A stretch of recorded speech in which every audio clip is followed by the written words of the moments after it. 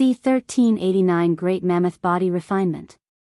Chapter 1389 Great Mammoth Body Refinement. 1389 Great Mammoth Body Refinement. Hey! Which son of a bitch shouted just now? Are you looking for a fight? Fuck. I swear I was on the verge of understanding the technique's name. Kulis' loud voice quickly caused a commotion, with many people expressing their desire to fight him because of it. However, when they realized that their opponent was the young master of the Immortal Might clan, their attitude took a 180 turn. They closed their mouths and returned to studying the stone statue, acting as though nothing had happened. My apologies, everyone. It will not happen again. Kulis did not forget to apologize to these people. Once the place calmed down again and everyone returned to studying the stone statue, Kulis looked at Tian and asked him through divine sense, "Did you say the technique's name was Great Mammoth Body Refinement? Please tell me you're not messing with me. How would I know the technique's name if I'm toying with you? It's definitely Great Mammoth Body Refinement." Tian confirmed. But how? How? I don't know how to explain it, but I studied the stone statue until I learned the technique's name. Of course, I stopped immediately afterward since I didn't want to take it away from you. Kulis swallowed nervously before asking him, "And how long did it take you to learn the name?" "I learned it on the 17th day, he calmly responded. "It only took you a little over 2 weeks to comprehend the name." Kulis was speechless, as he was unable to do such a thing even after spending 3 entire months trying. "Anyways, judging by your reaction, this is the technique you have been looking for, correct?" Tian asked. He nodded. "Yes, this is the technique. Unfortunately, I am not fated to learn it." Tian looked at the stone statue with a pondering face. After a moment of silence, he said, "What if I try to learn the technique and pass it down to you afterward? Of course, I cannot guarantee that I have what it takes to. Will you really do that for me?" Kulis was so excited by Tian's words that he accidentally spoke out loud again, followed by hundreds of angry gazes. Sorry. I will leave this place now." Kulis left the area before anyone could utter a word, feeling quite embarrassed by his uncontrollable outbursts. Once he was far away, Kulis continued speaking with Tian through divine sense. "If you can really help me acquire the technique, I will give you my life." Tian smiled and calmly responded, "There's no need for such a thing, and you have already helped me enough. I'm not sure how long it will take for me to learn this technique, but I will start right now. Take as much time as you need." Sometime later, Xiu asked Kulis, "Have you given up already?" "Yes," he admitted. "Then what about Tian?" He suddenly started to study the stone statue for real. Kulis explained the situation to her. "I do not have what it takes to learn this technique, but he might have a chance. If he successfully learns the technique, he will teach it to me, so I'll be staying here a little longer. You can leave whenever you want, though." Xiu's eyes widened after learning of the situation, and she turned to look at Tian with a pondering expression on her face. Time passed quickly, and in the blink of an eye, it had been 2 months since Tian started studying the stone statue seriously. On the 69th day, the stone statue, which had remained unchanged for an unknown duration, suddenly began exhibiting cracks throughout its massive body. Then, before everyone's shocked gaze, the stone statue crumbled into a mountain of rubble. Kulis stood up with a look of disbelief on his face as he mumbled in a dazed voice, "He really did it." Once people started snapping out of their daze, they immediately began looking for the person who comprehended the technique. "Who is it? Who learned the technique? Can you share the name of the technique? I would like to purchase the technique. I have an offer that you will not be able to refuse." However, since Tian did not enter enlightenment or display anything that would prove he learned the technique, nobody there except Kulis and Xiu knew that fact. Tian, please tell me you were the one who learned the technique." Kulis spoke in a desperate tone. Tian didn't respond to him with words but with a silent and calm smile. Seeing this, Kulis immediately felt elevated, as though he was in heaven. After sneaking out of the crowd, Tian and his group quickly disappeared without being noticed. Sometime later, Tianyang and his group settled in a secluded area where they were the only living beings in a 1,000-mile radius. I have the technique, but I don't know how to teach it to you. Do you have any technique that will allow me to transfer my knowledge to you? Tianyang asked Kulis. Actually, I do. It's called technique transmission, and I have the manual right here. Kulis retrieved a scroll and handed it to him without hesitation. Okay, let me learn this technique first then. Tianyang proceeded to spend the next several hours learning the technique. Once he was prepared, he used technique transmission on Kulis, transferring the technique of Great Mammoth Body Refinement to Kulis. Upon confirming that he had indeed received the correct technique, Kulis kowtowed before Tianyang and exclaimed with sincerity, starting from this moment, we will be sworn brothers. Will you accept me as your sworn brother? Tianyang chuckled and said, why bother asking when you have already decided that we'll be sworn brothers, just like when you decided that we'll be friends? Stand up, brother Kulis. Thank you, brother Tian. Unbelievable. Ren Xia was speechless. If forming a friendship with Kulis seemed improbable, being acknowledged as sworn brothers with him was nothing short of a miracle. Yet, Tianyang, someone who was not from any influential background, was able to achieve such a feat. C1390 Zexian's Legacy. Chapter 1390 Zexian's Legacy. 1390 Zexian's Legacy. After learning the technique, Kulis immediately sat down to cultivate. Give me a few days, he said before closing his eyes and meditating. While they waited for him, Ren Xia suddenly spoke to Tianyang through divine sense. Hey, there's something I'd like to talk to you about. What is it? Tianyang looked at her. There's this technique that I really want to learn, but I only managed to learn its name. Do you think you can try learning it for me? Of course, I will compensate you properly.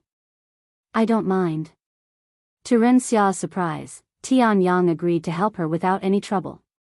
In Tianyang's mind, he wasn't losing out on anything since he would get paid to learn a new technique.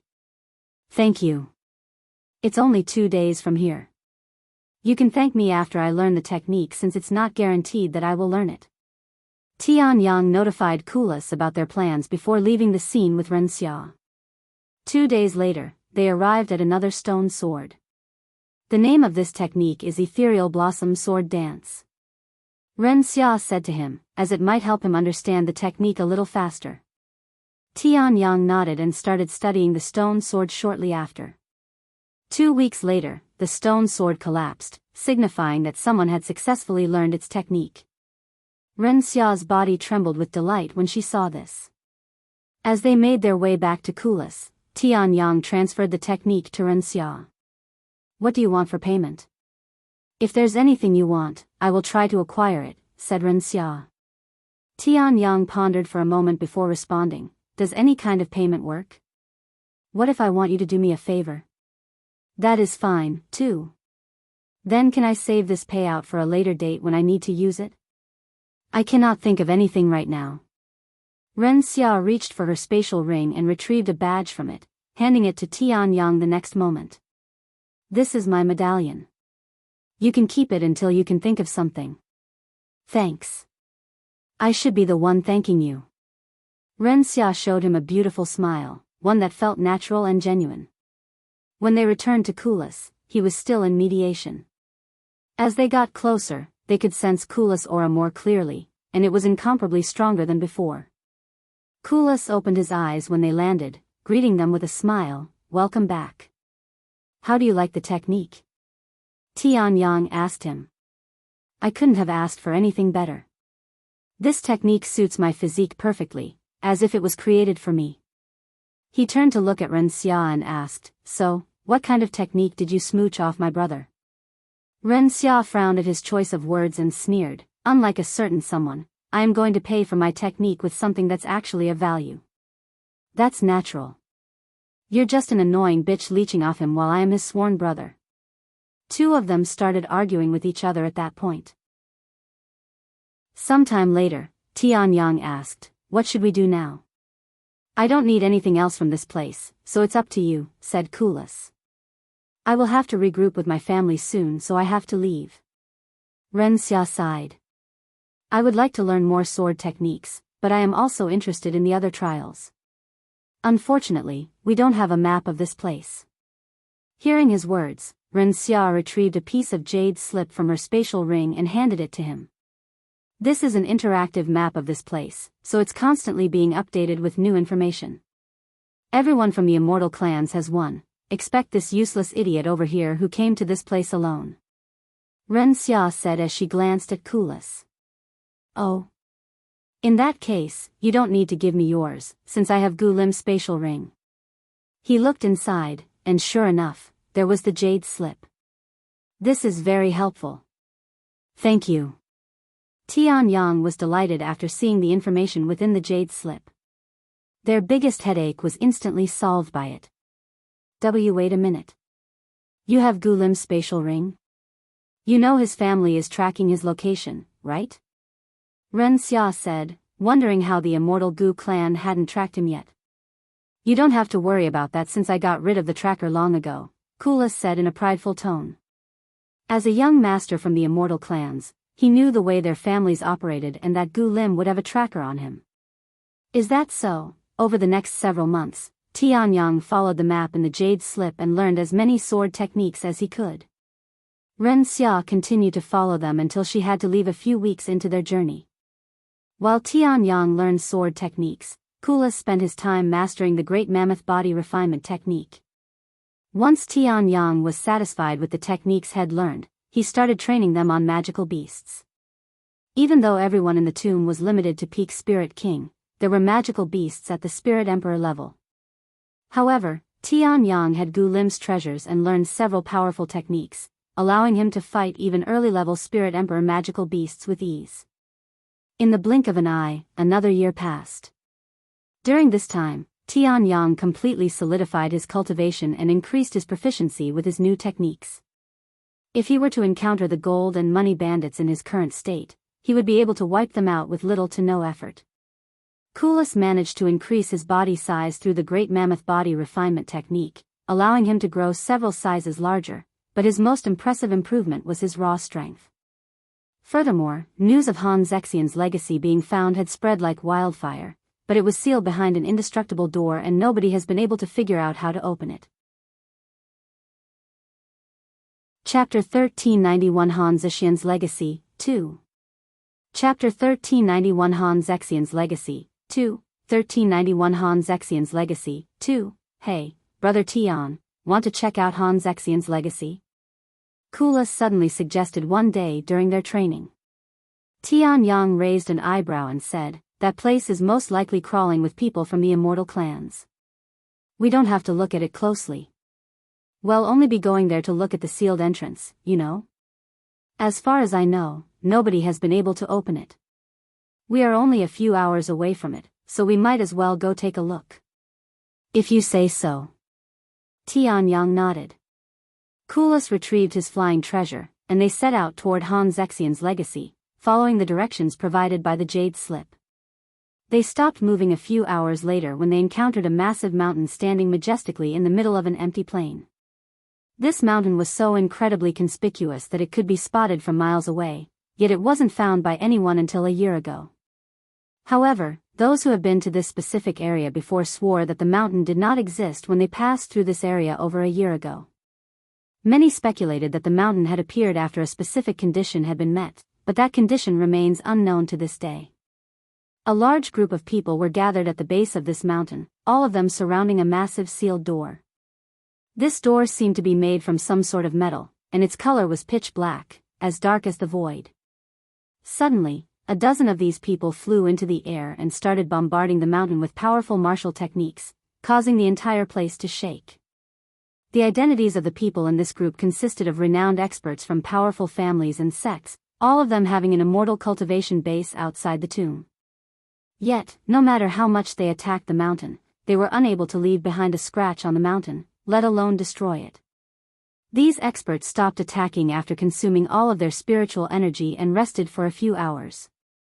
Once they restored enough spiritual energy, they started bombarding the mountain again, using powerful treasures this time. How long have they been doing this? Tian Yang couldn't help but wonder out loud.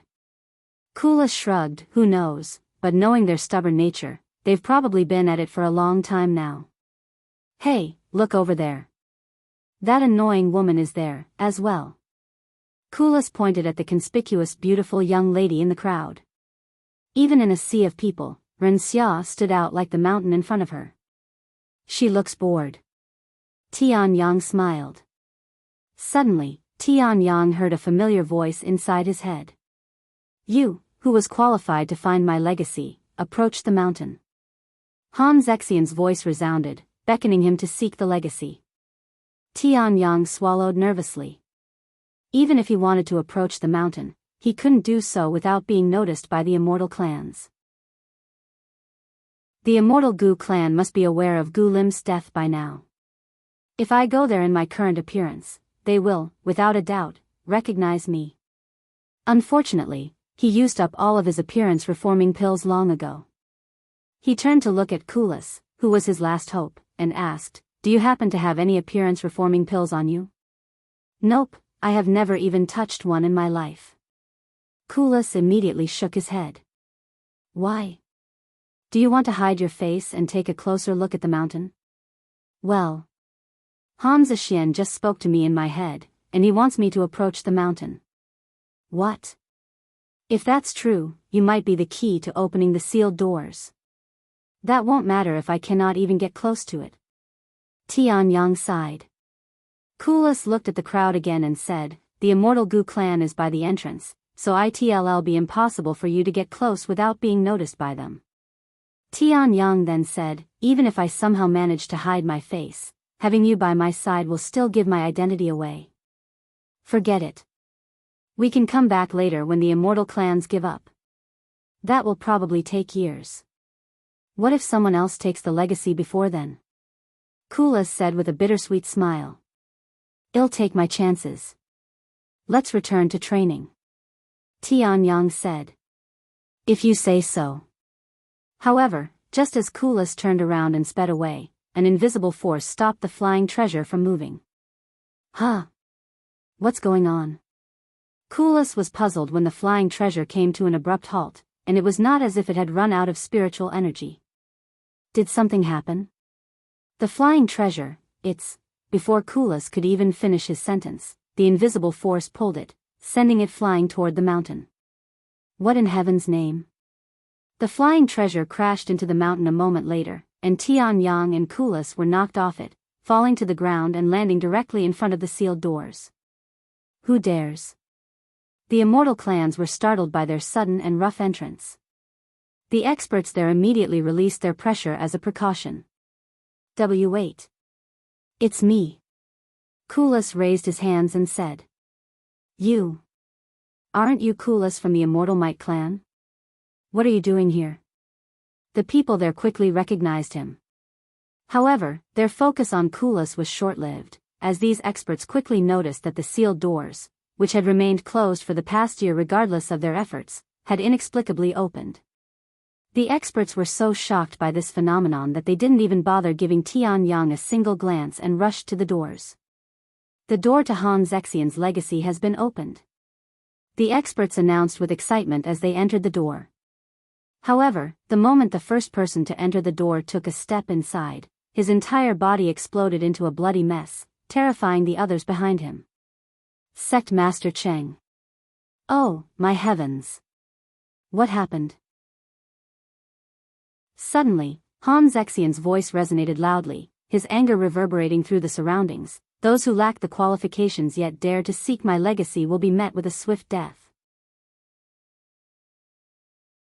C1392 Consequences.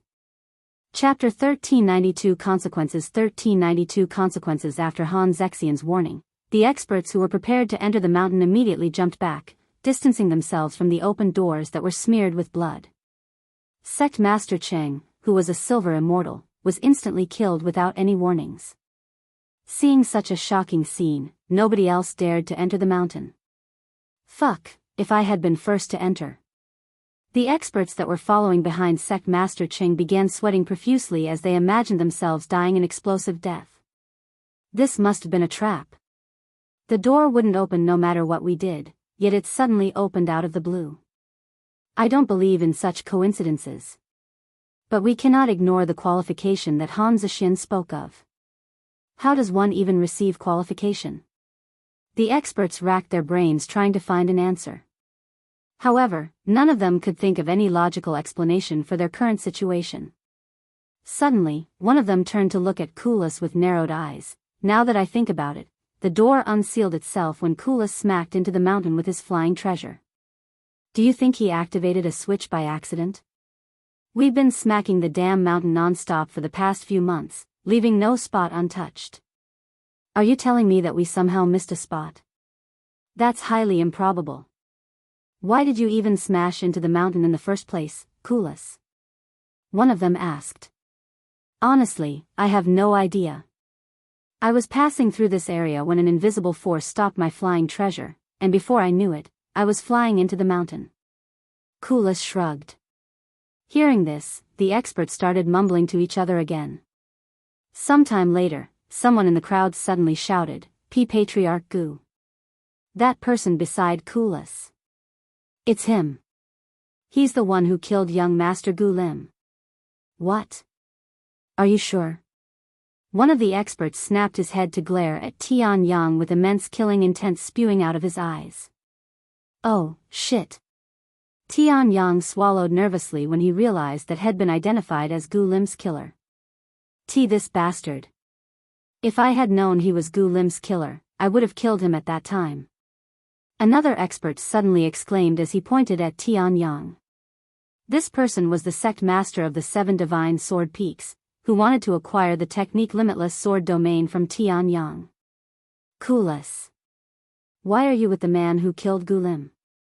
A middle-aged man who resembled him stepped forward with a deep frown on his face. Young Master Kulis was also there when that man killed young Master Gu Lim. In fact, they were fighting each other before it happened. Another person suddenly revealed. What? Kulis, is this true? Are you involved with Gu Lim's death? His father was enraged when he heard this. Kulis found himself bombarded with questions, compounded by the various pressures bearing down on him. Even if he desired to respond, he couldn't muster the ability to open his mouth in such a situation. However, Tian Yang was different, and he managed to keep a calm expression on his face even in his situation. Indeed, I am responsible for killing Gu Lim, Tian Yang announced in a somewhat prideful tone.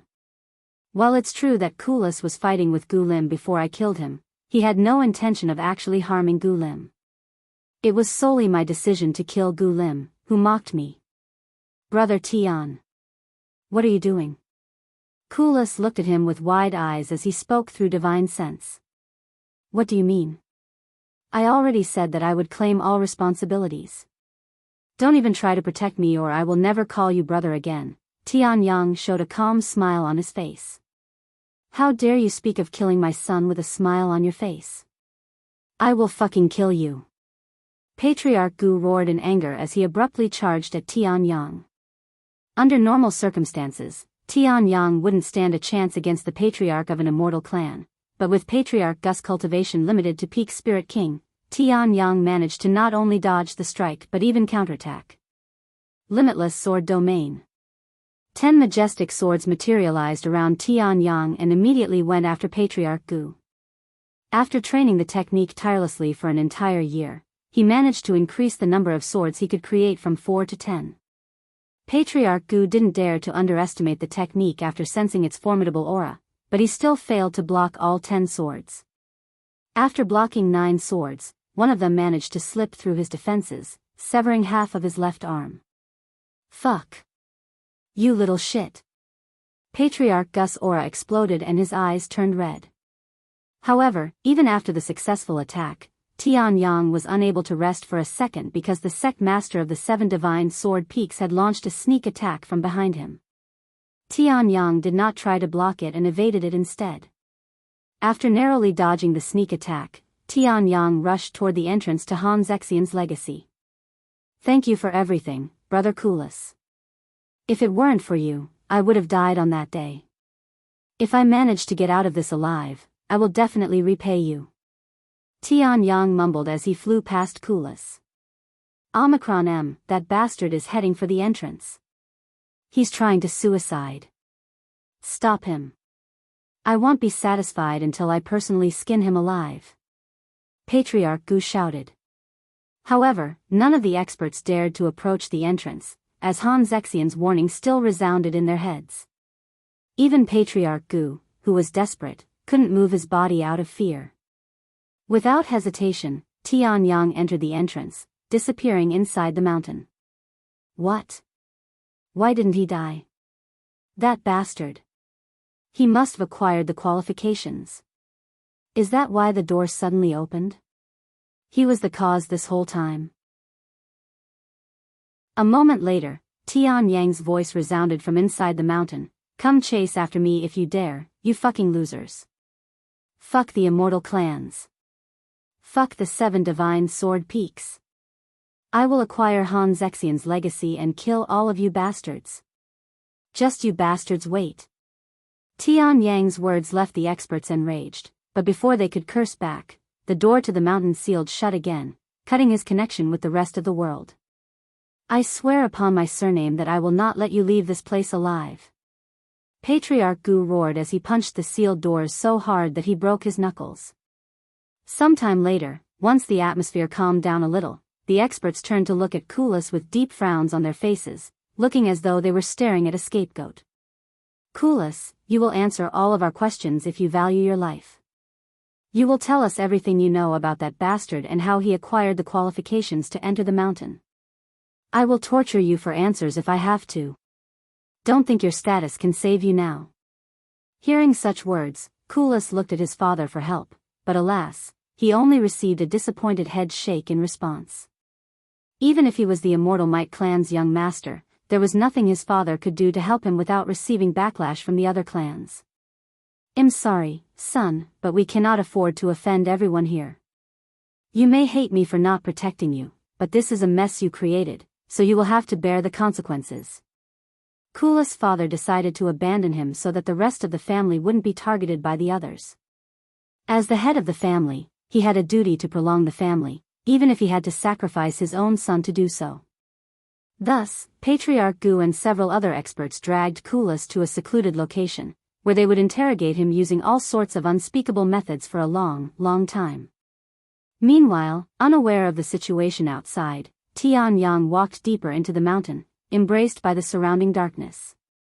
Soon, a dim light appeared in the distance, and as he got near the light, a childish voice resounded. Master, it's been 6 hours. The next trial will begin shortly. Tian'er said, snapping Yuan out of his memories and back to the present. He stood up with a profound look on his face and said, you can start the trial now. C1393 A Truly Priceless Treasure. Chapter 1393 A Truly Priceless Treasure 1393 A Truly Priceless Treasure. As the second trial commenced, Yuan found himself teleported to a vast, empty land. There was nothing in sight except for a tree line that surrounded him several miles away, with nothing between him and the trees.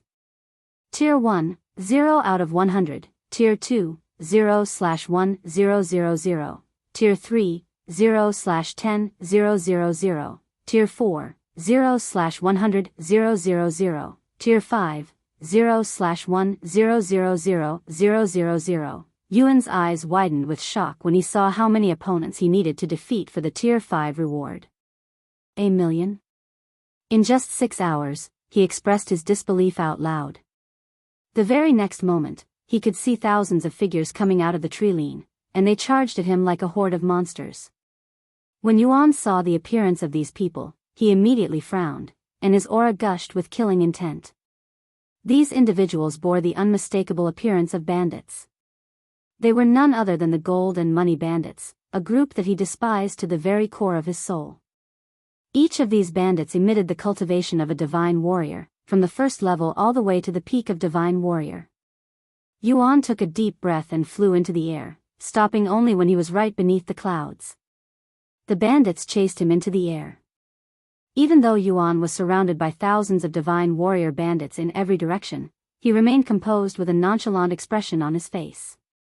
After taking a deep breath, he waved his sleeves and used a sword technique that had recently remembered. Limitless sword domain. In the blink of an eye, 2,000 swords materialized in the air, covering the entire sky. Even Han Zexian was only able to create several hundred swords at his peak as a golden immortal. Yet, Yuan had managed to create twice as many while only being a spirit king. Furthermore, each of his swords was imbued with enhanced sword aura, so they were also incomparably much stronger. Limitless sword, first domain, endless sword stream. The 2,000 swords began to dance in the sky, attacking the bandits relentlessly. Tier 3, 1, 230/10,000. In just a few seconds, Yuan effortlessly slaughtered over 1,000 bandits, and as he defeated a bandit, another one would appear from the tree line, so he had an endless supply of bandits to experience his wrath. Tier 4, 19, 213/100,000.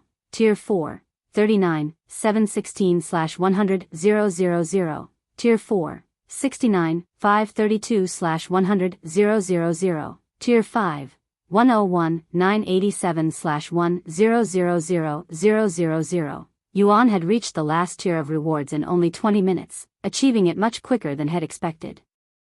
I will complete the trial in a little over 3 hours at this rate. The limitless sword domain is much stronger than I anticipated. Although it consumes a tremendous amount of spiritual energy, I have no problem keeping it up for 3 hours.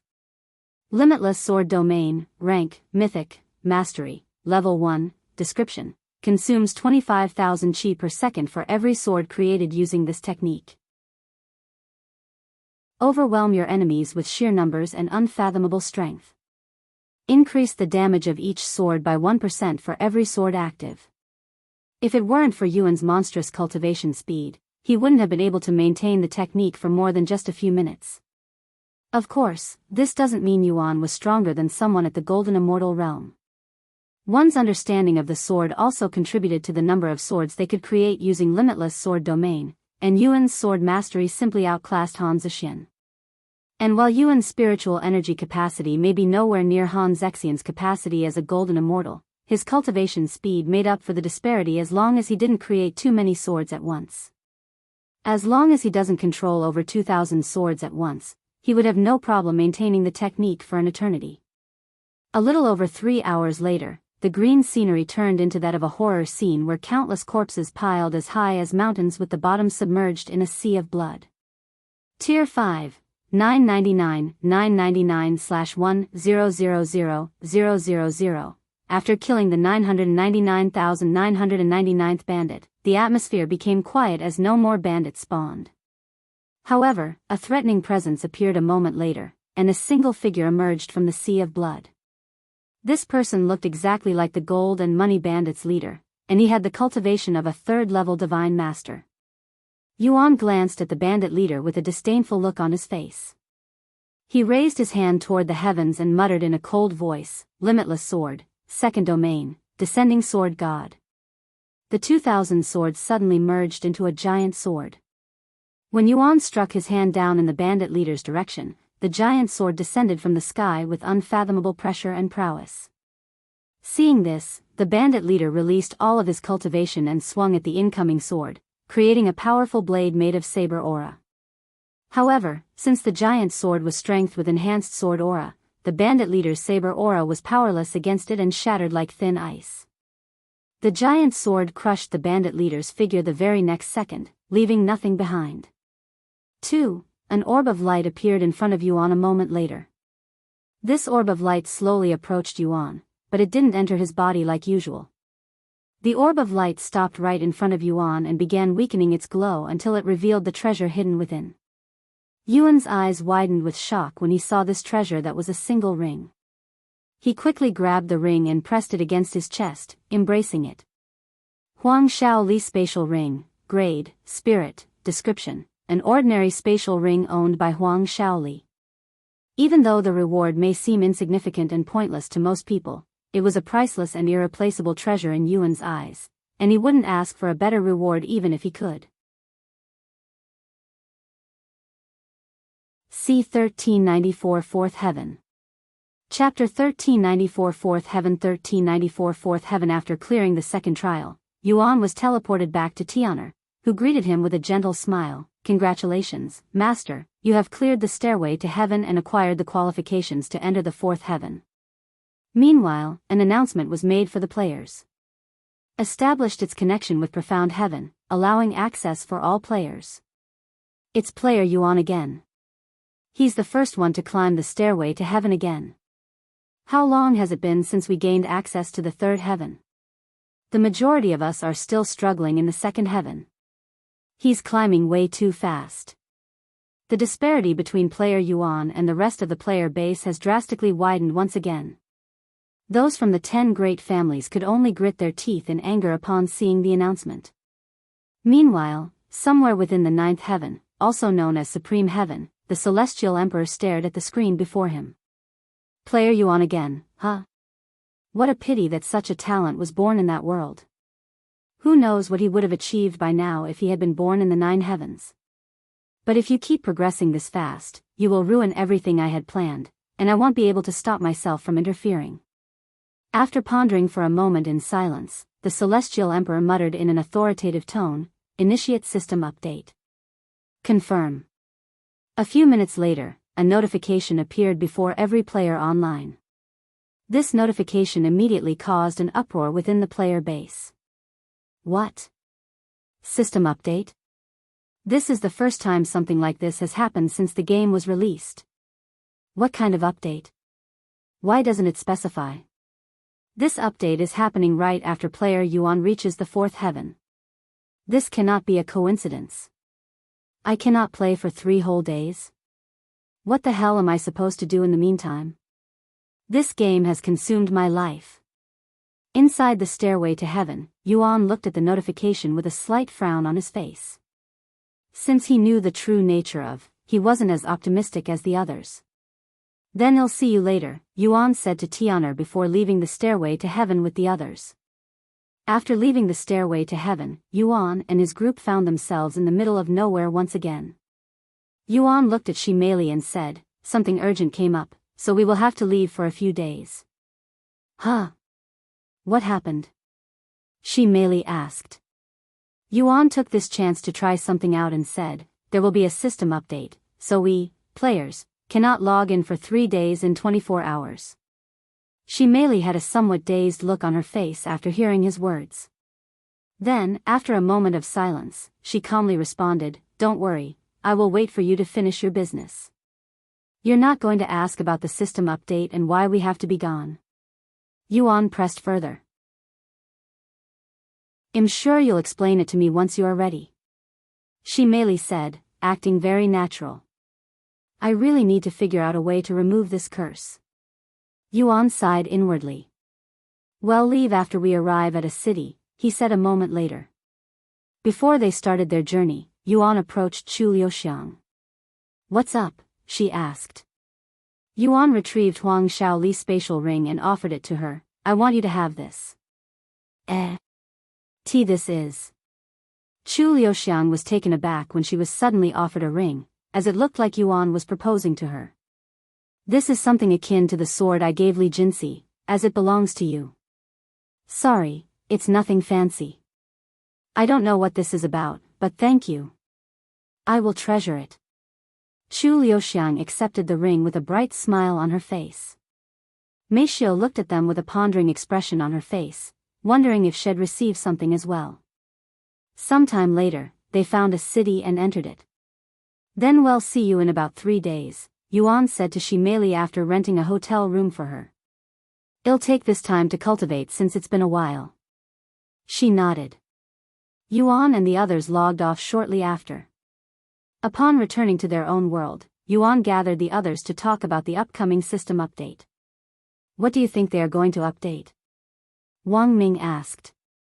"Since it's called a system update, I think they'll readjust the system or something along that line." Shi Lang speculated. "Whatever it is, I'm pretty confident that it has something to do with Yuan," Wang Xiuying said as she looked at him. "There's no way it's a coincidence that this is happening right after you reach the fourth heaven." Yuan nodded. "I also think this update has something to do with me, but until we see the changes, we won't know for sure why. I am going to speak with the Lord to see if he has any opinions," he added. Sometime later, Liya showed up at his mansion to guide Yuan.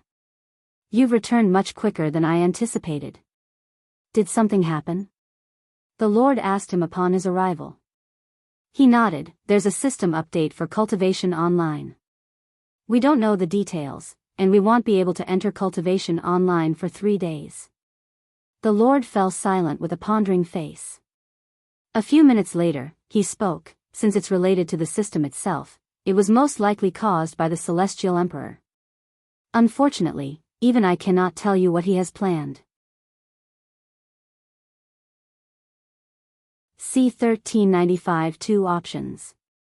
Chapter 1395 Two Options. 1395 Two Options, the Celestial Emperor, huh? Yuan had a feeling that the Celestial Emperor was the culprit since he was the one who created. It seems like I am fated to cross paths with the Celestial Emperor even in this life, he sighed inwardly.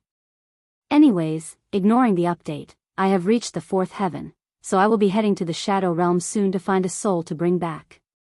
The Lord nodded and said, regarding the situation, I have learned some new information on why it is getting harder for me to maintain the formation. Oh? What's causing it? Yuan raised an eyebrow. I should have anticipated this sooner, but unsurprisingly, is the cause. When someone enters, a part of their soul travels outside the formation to reach the 9 heavens. But that's not all, since their soul has to return once they log off. With so many people entering every day, it's slowly damaging the formation, hence why it consumes more spiritual energy than usual. The Lord explained their situation. Unfortunately, this information doesn't change our situation since there's nothing we can do to stop these people from playing. Yuan nodded, agreeing with the Lord. Nobody would believe them even if they revealed the truth to the rest of the world. After all, who would believe that a video game would result in 17:44 after all? Who would believe that a video game would result in the end of the world? Meanwhile, somewhere within the upper area of the Dragon Spiral Mountain, Xionglu stood with his hands behind his back as he nervously stared at the cold-looking middle-aged man seated in front of him. The middle-aged man was Xian, the head of the Xiong family and also Xionglu's father.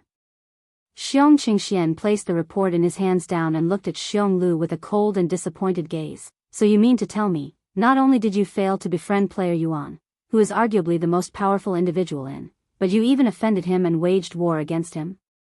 Bam! Xian slammed the table so hard that it split into 2 halves. Are you out of your fucking mind? He roared, causing the air to tremble. Xionglu was shocked by his father's reaction. Why are you so upset, father? He may be powerful, but he's just a single person without any backing. He's a nobody in the real world. A nobody? Are you seriously saying that? Xian narrowed his eyes. Seeing his father's response made Xionglu ponder if Yuan had a secret background that he didn't know of. He's just the adopted son of a fallen family. Even that family isn't much during its prime days. Xian shook his head and sighed. I didn't know I had given birth to such a dumb son. You disappoint me, Xionglu. What? Stupid. Me? Xionglu's expression froze with shock, as this was his first time being insulted in such a manner by his father. Look around you, the current situation of our world. This world is no longer the same as it was a year ago. Cultivation Online is no longer just a video game. The treasures and techniques we acquire in Cultivation Online will also affect this world. Those who continue to see Cultivation Online as a mere video game will be left behind by the rest of the rapidly evolving world. As the cultivation scene in our world continues to advance, the power balance in our world will also evolve. In the future, influence and power will held to a different standard, and those who are at the top of the cultivator world will, undoubtedly, monetize it all, just like Cultivation Online. In fact, we are already starting to see such a change. The legacy families are slowly losing power and influence to these guilds and clans that focus on cultivation.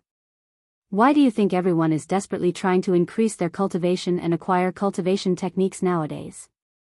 Because it's entertaining? Because it's something new? No. It's because their future depends on it. This is. Xiong Lu was left speechless by his father's view of the situation of the world. He realized that the world was changing, but he was short-sighted and failed to see the bigger picture. Ding! Xiong Chengshuan's cell phone suddenly pinged, catching his attention. Player Yuan has just reached the fourth heaven, Xiong Qingxian announced what he had just seen on his phone. What? Xiong Lu expressed his shock upon learning of this information. Xiong Qingxian looked at him and continued, while the rest of the world is still struggling in the first and second heavens, Player Yuan, all by himself, reached the fourth heaven. His access to treasures and techniques is incomparably better than the rest of us. Furthermore, this gap between him and the rest of the world will only continue to widen. You say that Player Yuan has no backing, yet he's clearly on friendly terms with the Bai family, and he's closely being watched by the Cultivators Association, which is rapidly growing in power and influence. It's only a matter of time before Player Yuan becomes the most powerful individual in this world as well. Now tell me, Xiong Lu, do you regret your actions? Xiong Qingxian asked. After a moment of silence, Xiong Lu nodded his head. Omicron M, then you will fix this problem you caused. If you cannot befriend him, then you can only crush him before he grows too powerful and becomes a problem for our family in the future. Xiong Qingxian said in a cold voice. What? Xiong Lu's eyes widened with shock after hearing such words. He didn't think his father would suggest crushing Yuan after praising him so much. However, it did make sense. If a wild dog cannot be tamed before it becomes too powerful to control, they can only get rid of that dog before its bite becomes too dangerous. It just so happens that Player Yuan is currently living in the Dragon's Spiral Mountain, so you can visit him right away. Although I did give you two options, I suggest you try the first option before opting for the second one. Xiong Qingxian said a moment later. Yes. Xiong Lu replied with a resolute face. C1396 Deviant Bloods. Chapter 1396 Deviant Bloods. 1396 Deviant Bloods. After receiving his father's orders, Xiong Lu left to ponder about his decision. Fuck, what should I do now? Due to his immense pride, Xiong Lu found it incredibly difficult to forgive Yuan, who spat in his face, as well as ruining his image and damaging his reputation before his colleagues. Xiong Lu was someone who did not know defeat and stood above the majority of people in the world ever since birth. He always dominated every ranking of every game that he's ever touched, and he was always in the spotlight. However, things have changed since the introduction of the most popular game in history by far. Due to its popularity and exciting gameplay, Xiong Lu had never felt a stronger desire to dominate everyone else. Unfortunately, due to the appearance of Player Yuan, someone nobody knew about, his presence within might as well be non-existent. No matter what he did or how much money he spent on the game, he could not seem to catch up to Player Yuan, who was achieving seemingly impossible feats left and right as though it was normal gameplay. This caused Xiong Lu to fall into depression for some time until he met Zhao, an exile, who pulled him out of the darkness and gave him a chance to catch up to Yuan. Things got better from that point. He acquired powerful treasures and techniques that even he couldn't purchase with money, and his cultivation soared with the guidance of Zhao, who claimed to be an immortal cultivator. Everything looked great for Xiong Lu, until Yuan showed up with an even stronger exile, slaughtering Zhao, his only hope of surpassing Yuan. It was at this point that Xiong Lu vowed to completely and utterly destroy Yuan, no matter the cost. Thus, he cooked up a plan to destroy Yuan with the help of his colleagues. After gathering hundreds of exiles, Xiong Lu was confident that he would finally be able to deal with Yuan, but as though fate was purposefully messing with him, not only did he fail to destroy Yuan, but he suffered an embarrassing defeat at the hands of Yuan, even dying for the first time. After recalling everything that Yuan had done to him, the anger dormant within him awakened, spewing forth like a volcanic eruption. You want me to lower my head and act like nothing happened? Never. I'd rather die than lower myself to that bastard who took everything from me. Xiong Lu clenched his fists and gritted his teeth, his eyes filled with resolution. He immediately retrieved his phone and started dialing a certain number. A voice answered after a few rings. What do you want? I want your strongest fighters, all of them. We have one who recently entered Spirit Master and 8 peak Spirit Warriors. What kind of job is this? The kind that makes someone disappear. Xionglu responded in a cold voice. After a brief moment of silence, the voice returned, very well. Who's the target? Well, calculate the price based on the difficulty. Player Yuan, also known as Tian. The person behind the phone was left terrified after hearing Yuan's name. You want us to assassinate Tian? Fuck. Do you not remember what happened to the young master of the Jing family after he hired a hit on Tian? He was annihilated, along with the group that accepted the job. This is suicide. You might as well ask us to kill ourselves. Only a few people know of the truth behind Jing Weiman's disappearance to this day. Xionglu sneered, Jing Weiman failed because he hired a bunch of useless trash. Are you telling me that the Deviant Bloods are comparing themselves to such nobodies? After a moment of silence, the person said, we don't have any intel on Tian ever since he entered the Dragon Spiral Mountain. However, we do have some intel on those living with him. The people staying with him are from families that used to live in seclusion, only revealing themselves recently. There are also rumors that these families already knew the existence of cultivation and had been cultivating years before Cultivation Online's creation. So what? Xionglu sneered. Just this knowledge alone will increase the difficulty to the max. We don't know our opponent's prowess, and with what happened to Jing Weiman, I do not think the others will accept this mission, a blank check. Xionglu suddenly interrupted. Excuse me? The voice sounded dumbfounded. I will give a blank check to anyone that dares to go after Tian. Tell them that, and call me once you have an answer. Xionglu hung up without waiting for a response. To give a blank check was essentially to give the workers as much money as they wanted, which could easily go south, especially with money-hungry assassins, but Xionglu was prepared to spend millions, even billions of dollars if he could get rid of Yuan.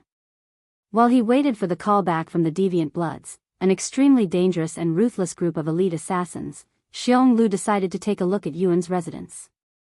Omicron M. However, not even 2 minutes after he left his house and started making his way down the mountain, Xionglu noticed a group of individuals quickly approaching from behind.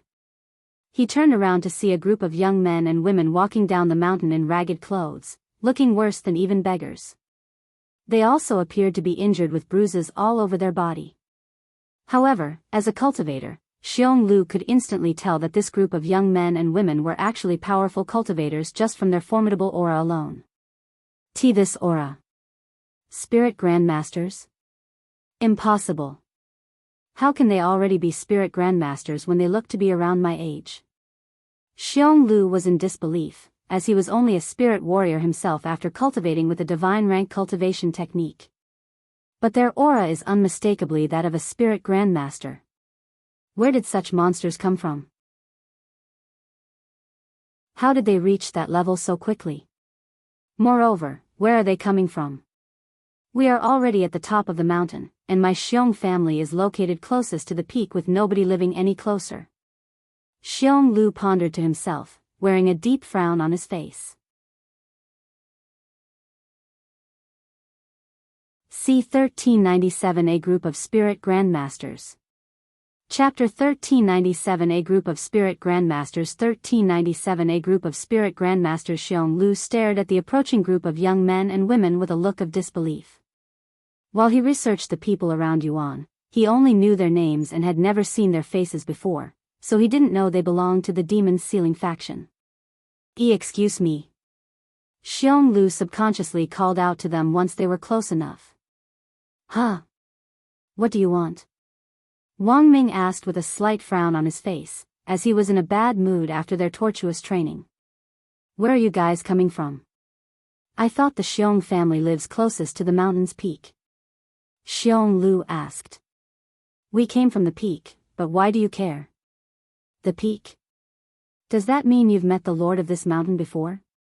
Xionglu was shocked to learn this information, as even his father had never seen the lord before. I'm too tired for this. I'll return first. Chu Liuxiang said before suddenly flying into the air and disappearing from the scene. Xiong Lu's eyes nearly popped out of their sockets. This was his first time witnessing someone fly outside of. In fact, he didn't even know it was possible. I wasn't mistaken. They are really spirit grandmasters. Xiong Lu cried inwardly after confirming it. If there's nothing else, we will leave. Wang Ming said a moment later. Wait. Just one more question. Are you guys really spirit grandmasters? How did you reach that level so quickly? Although he already knew the answer, he needed to hear it from their mouths to completely believe it. So what if we are spirit grandmasters?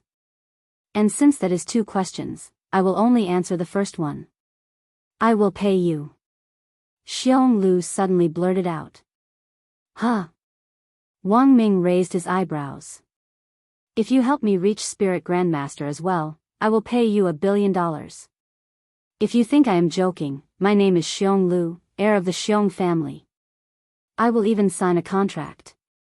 Xiong Lu said, appearing quite desperate. The Xiong family? Wang Ming and the others muttered in a low voice, as if they were recalling something. A smile appeared on Xiong Lu when he saw this.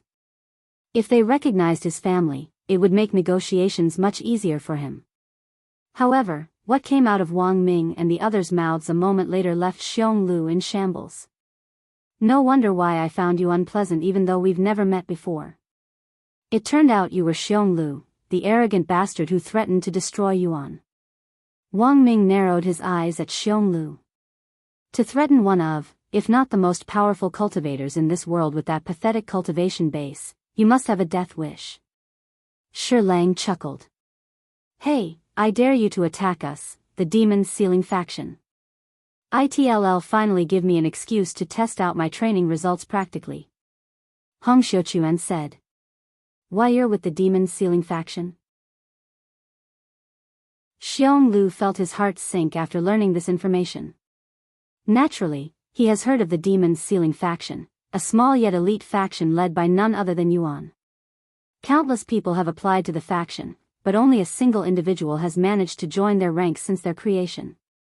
However, according to his information network, everyone within the Demon's Sealing faction was only at the Spirit Warrior level about a year ago. How did they manage to reach Spirit Grandmaster in such a short time? It was a speed that would be terrifying even inside cultivation online, let alone the real world. Li Jinxi suddenly stepped forward and glared at Xiong Lu with subtle killing intent, mumbling, should I just get rid of him right now to prevent future trouble? What? Xiong Lu's entire body trembled in fear after sensing the increasingly strong murderous intent coming from Li Jinxi's gaze. However, he quickly recalled the rules of the mountain and exclaimed, you wouldn't dare. Do you even know where we are? The Dragon Spiral Mountain forbids harming other tenants, and we are right in front of my family's residence. Do you not fear the Lord's wrath? It was rumored that the Lord of the Dragon Spiral Mountain was actually a cultivator, a powerful one at that. There had been conflicts within the Dragon Spiral Mountain before, but the troublemakers all vanished without a trace shortly after. The Lord? I'm sure he would overlook the disappearance of some bastard that threatened Yuan. Wang Bingbing smiled. I would even wager the Lord dealing with you himself if he knew about it. He owes Yuan a great amount, after all. Wu Zhao chuckled. Xiong Lu subconsciously stepped back after learning that Yuan had a close connection with the Lord of the Dragon Spiral Mountain. Please wait a moment. I acknowledge that I had threatened Yuan, but it was done out of sheer anger, and I don't have the intention to follow through with it. In the presence of nearly a dozen spirit grandmasters, Xiong Lu's fleeting courage, which had manifested moments ago, dissipated like wisps of smoke. Despite his earlier declaration that he would prefer death over submission, it became apparent that beneath his facade of bravado, he was but a timid soul, relying on the shield of his family's influence to feign a lofty demeanor. I swear. I will never harm Yuan. However, Wang Ming suddenly laughed out loud and said, you wouldn't be able to harm a single hair on him even if you wanted to. That guy is a monster who can treat all of us like toddlers in a fight. I advise you to give up on revenge if you value your life. Offending someone like Yuan is the worst thing one can do. Su Murong nodded. Wang Ming approached Xiong Lu and placed a hand on his shoulder, squeezing it with enough strength to send shivers throughout his body, and whispered, "Even though you claim you won't do anything, I don't trust people like you, so I will be keeping an eye on you. If you think the Xiong family is untouchable, you are nothing but a frog in a well." Xiong Lu could do nothing but silently nod, his back soaked in cold sweat. C1398 Regret. Chapter 1398 Regret. 1398 Regret. Actually, I was on my way to apologize to Yuan for my behavior. Xiong Lu subconsciously blurted out loud after being threatened by Wang Ming. "Oh. In that case, let's get going." Wang Ming smiled as he started walking down the mountain again. Xiong Lu could only accept his fate and follow the Demon's Sealing faction back to their residence. However, a few minutes later, Xiong Lu's cell phone started ringing loudly. Fuck. It must be the Deviant Bloods. Why did they have to call me back so quickly? Are they trying to get me killed? Xiong Lu cursed inwardly. The phone continued ringing, but Xiong Lu didn't dare to answer it and pretended to not even hear it. After all, he was surrounded by spirit grandmasters with incredible senses who would surely be able to hear his conversation with the Deviant Bloods from meters away. If the Demon's Sealing faction were to learn that had tried hiring assassins to go after Yuan, he would surely vanish from the face of this earth before reaching Yuan's residence. Under such circumstances, Xiong Lu had no choice but to ignore the phone even if it might raise some eyebrows. "Hey, aren't you going to answer it?" Wang Ming asked him with raised eyebrows. It's probably just spam. It's annoying. Hurry up and pick up the phone already." Wang Bingbing shouted at him. Due to the pressure on him, Xiong Lu completely forgot that he could simply put his phone in silence. "Sorry." Xiong Lu retrieved his phone and answered it. "Young Master Xiong. We have come to a decision and," however, Xiong Lu immediately interrupted and spoke in an angry voice, "Fuck. Stop bothering me with your spam." "Huh. But we are, shut up. If you dare call me again, I will use all of the Xiong family's resources to hunt you down." Xiong Lu quickly closed his phone afterward, not letting the other party utter another word. He proceeded to show an awkward smile to the others and said, "My apologies. Because of my position within the family, there are always people contacting me with bothersome things." Of course, that was a lie. Even if people wanted to contact him for advertisements, they wouldn't have the means to find his personal phone number. Eventually, the Demon's Sealing faction returned home. "You can wait out here. Well, let Yuan know of your arrival," Wang Ming said to him. "I understand."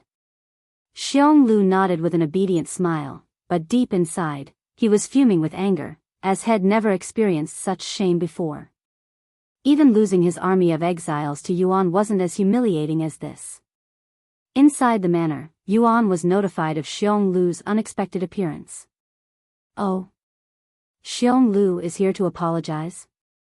"I expected many things, but this was definitely out of my expectations." Yuan showed a look of surprise after hearing this information. Wang Ming chuckled, "He's probably acting like that because we sort of threatened him a little." Yuan smiled and said, "Anyways, I'll meet with him. Bring him to the living room. Let's make him wait a little longer, at least until we all clean up our appearance." Wang Xiuying suddenly suggested. "That's a little mean, but I am not against it." Wang Bingbing chuckled. "Humph. That's what he gets for threatening us." Chu Liuxiang sneered. Upon hearing their suggestions, Yuan nodded with a smile on his face. Once it was decided, everyone returned to their own rooms to clean themselves. Half an hour had passed since Xiong Lu was told to wait outside the manor, yet nobody returned to speak with him, almost as though they had forgotten about him entirely. Fuck. These fucking bastards. How dare they treat me like this? However, despite the mistreatment and humiliation, Xiong Lu's feet remained rooted to the ground. If he left now, he would most likely forever lose the opportunity to apologize to Yuan. Eventually, after 45 minutes since his arrival, Mei Feng came outside to meet Xiong Lu, who was visibly trembling from anger. "The demon sealing faction is ready to meet you," Mei Feng said, not even bothering to apologize for making him wait. Xiong Lu clenched his teeth and silently nodded, his forehead bulging with veins that he couldn't control nor hide. Mei Feng led Xiong Lu to their living room, where Yuan and the rest of the demon sealing faction were assembled. Seated at a long table, an intense atmosphere permeated the room, resembling a tribunal of judges ready to pass down judgment. Xiong Lu swallowed nervously when he saw this. When he stepped into the room, he could feel the appearance of an invisible blade pressing at his neck, threatening to kill him if he misbehaved in the slightest. Yuan, who was seated the furthest away, spoke in a calm voice, "Xiong Lu, right? You seem quite different from when we met in Cultivation Online." Even though Yuan was seated, it felt as if he occupied an unattainable position, gazing down upon Xiong Lu from high above. In comparison to Cultivation Online, the intensity and pressure of Yuan's gaze were unfathomably more potent in the real world. Xiong Lu instinctively froze upon sensing this gaze, momentarily forgetting how to breathe. The terrifying pressure emanating from Yuan at this moment rivaled that of his father, if not surpassing it, resembling that of a beast with unfathomable power and deep bloodlust. Despite encountering the demon sealing faction and gaining insights into their real cultivation, Xiong Lu remained fixated on devising ways to destroy Yuan and those close to him. However, upon meeting Yuan in person and comprehending the true extent of the monster before him, Xiong Lu swiftly discarded such vengeful thoughts and relinquished the pursuit of revenge. Thud. Xiong Lu fell to his knees and kissed the floor with his forehead before shouting in a loud voice, "I am terribly sorry for everything I have done. I deeply regret my actions and vow to never step in your path ever again. Please, forgive me." After Xiong Lu's voice stopped echoing, an eerie silence filled the room. C1399 Jinxi's Dreams. Chapter 1399 Jinxi's Dreams. 1399 Jinxi's Dreams. Yuan raised an eyebrow with a somewhat surprised look on his face after witnessing Xiong Lu's exaggerated apology. However, he had no intentions of forgiving Xiong Lu so easily and spoke in a cold voice, "Why should I accept your apology? You think you can provoke me and make it go away with an apology whenever you want? Who do you think you are? Do I look like a pushover to you? And no. Of course not." Xiong Lu quickly said, but he couldn't think of anything else to say in this situation. After all, it was true that he had provoked Yuan out of sheer jealousy, and Yuan had no reason to trust his sincerity. "What do I have to do?" Xiong Lu asked after a moment of silence. "Nothing," Yuan calmly said. Excuse me?" Xiong Lu wore a dazed expression on his face, seemingly unable to understand the meaning behind Yuan's words. Yuan quickly responded in a calm tone, "I will not accept your apology, but I will also not come after you for revenge. If you stay out of my way and don't provoke me any further, we can both continue to live our lives without any unnecessary headaches. However, the moment you try to do anything to me or those around me to get to me, I will immediately crush you and your entire family. Do I make myself clear?" Xiong Lu did not immediately respond, as he had to take a moment to comprehend Yuan's words. He nodded a moment later, saying, "You have my word." Yuan sneered, "Your words are worthless to me, nor will I believe them. But as I said, I don't want any unnecessary bloodshed, so you don't have to worry about that. If you have nothing else to say, you may leave." Xiong Lu didn't dare to stay there any longer, fearing that Yuan might suddenly change his mind. He left the place the following moment, escorted out by Mei Feng. "I think you let him off the hook a little too easily, Yuan. He deserved to be punished a little more for what he'd done to you," Wang Ming suddenly said. A few others proceeded to chime in, agreeing with Wang Ming's view. Yuan smiled and asked, "What kind of punishment should I have given him? We're not in, so it's not like I can chop his hands off for messing with me. He's just an overly prideful and reckless young brat who went a little overboard with his provocations." I don't have the energy to deal with someone as meaningless as him. Young brat? You sound like an old man. Shi Lang laughed out loud. Sure enough, Yuan's mentality had matured even further after absorbing more of Tian Yang's memories, perhaps a little too much. However, this was an inevitable change, and it would only get worse as he continued to recollect more memories. Yuan stood up and said to them, "Get some early rest today. I will train with you guys tomorrow. I am curious how the Lord trains you all." While everyone left their seat, Jinxi remained seated for a little longer, her gaze on Yuan, looking as though she was in deep thought. Ever since Yuan handed the Golden Empress to her in Cultivation Online, Jinxi has been having weird dreams in her sleep, mostly about living as someone with a similar face and name in a world similar to Cultivation Online. Jinxi didn't initially give it much thought, considering it was common for dreams to be influenced by one's thoughts before sleep or throughout the day. She often contemplated cultivation, so such dreams were not unusual for her. Yet, as she encountered more and more of these dreams, a realization gradually dawned on her, that perhaps they were more than mere dreams. These visions were oddly specific, intricate, and realistic, almost as if she were reliving another life she had once known. Moreover, intertwined within these dreams was someone strikingly familiar. This person bore Yuan's face, yet his demeanor was cold and aloof. Despite that, the person in her dreams followed this person from the moment they first met, akin to a newborn chick following its mother. Jinxi wanted to share her experiences with Yuan, but she hesitated, wary of sounding crazy. Thus, she had been suppressing the urge for a considerable time. However, after witnessing Yuan's reaction to Xionglu today, he seemed to bear a resemblance to the man in her dreams. In the end, Jinxi refrained from approaching Yuan and returned to her room, immediately heading to bed to dream, a world that had captivated her as of late. Tian Xian, where are you heading to now? That's none of your business.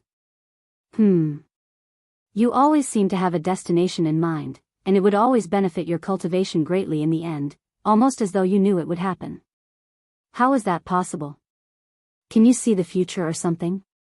She pondered, expressing her observations after following him for decades.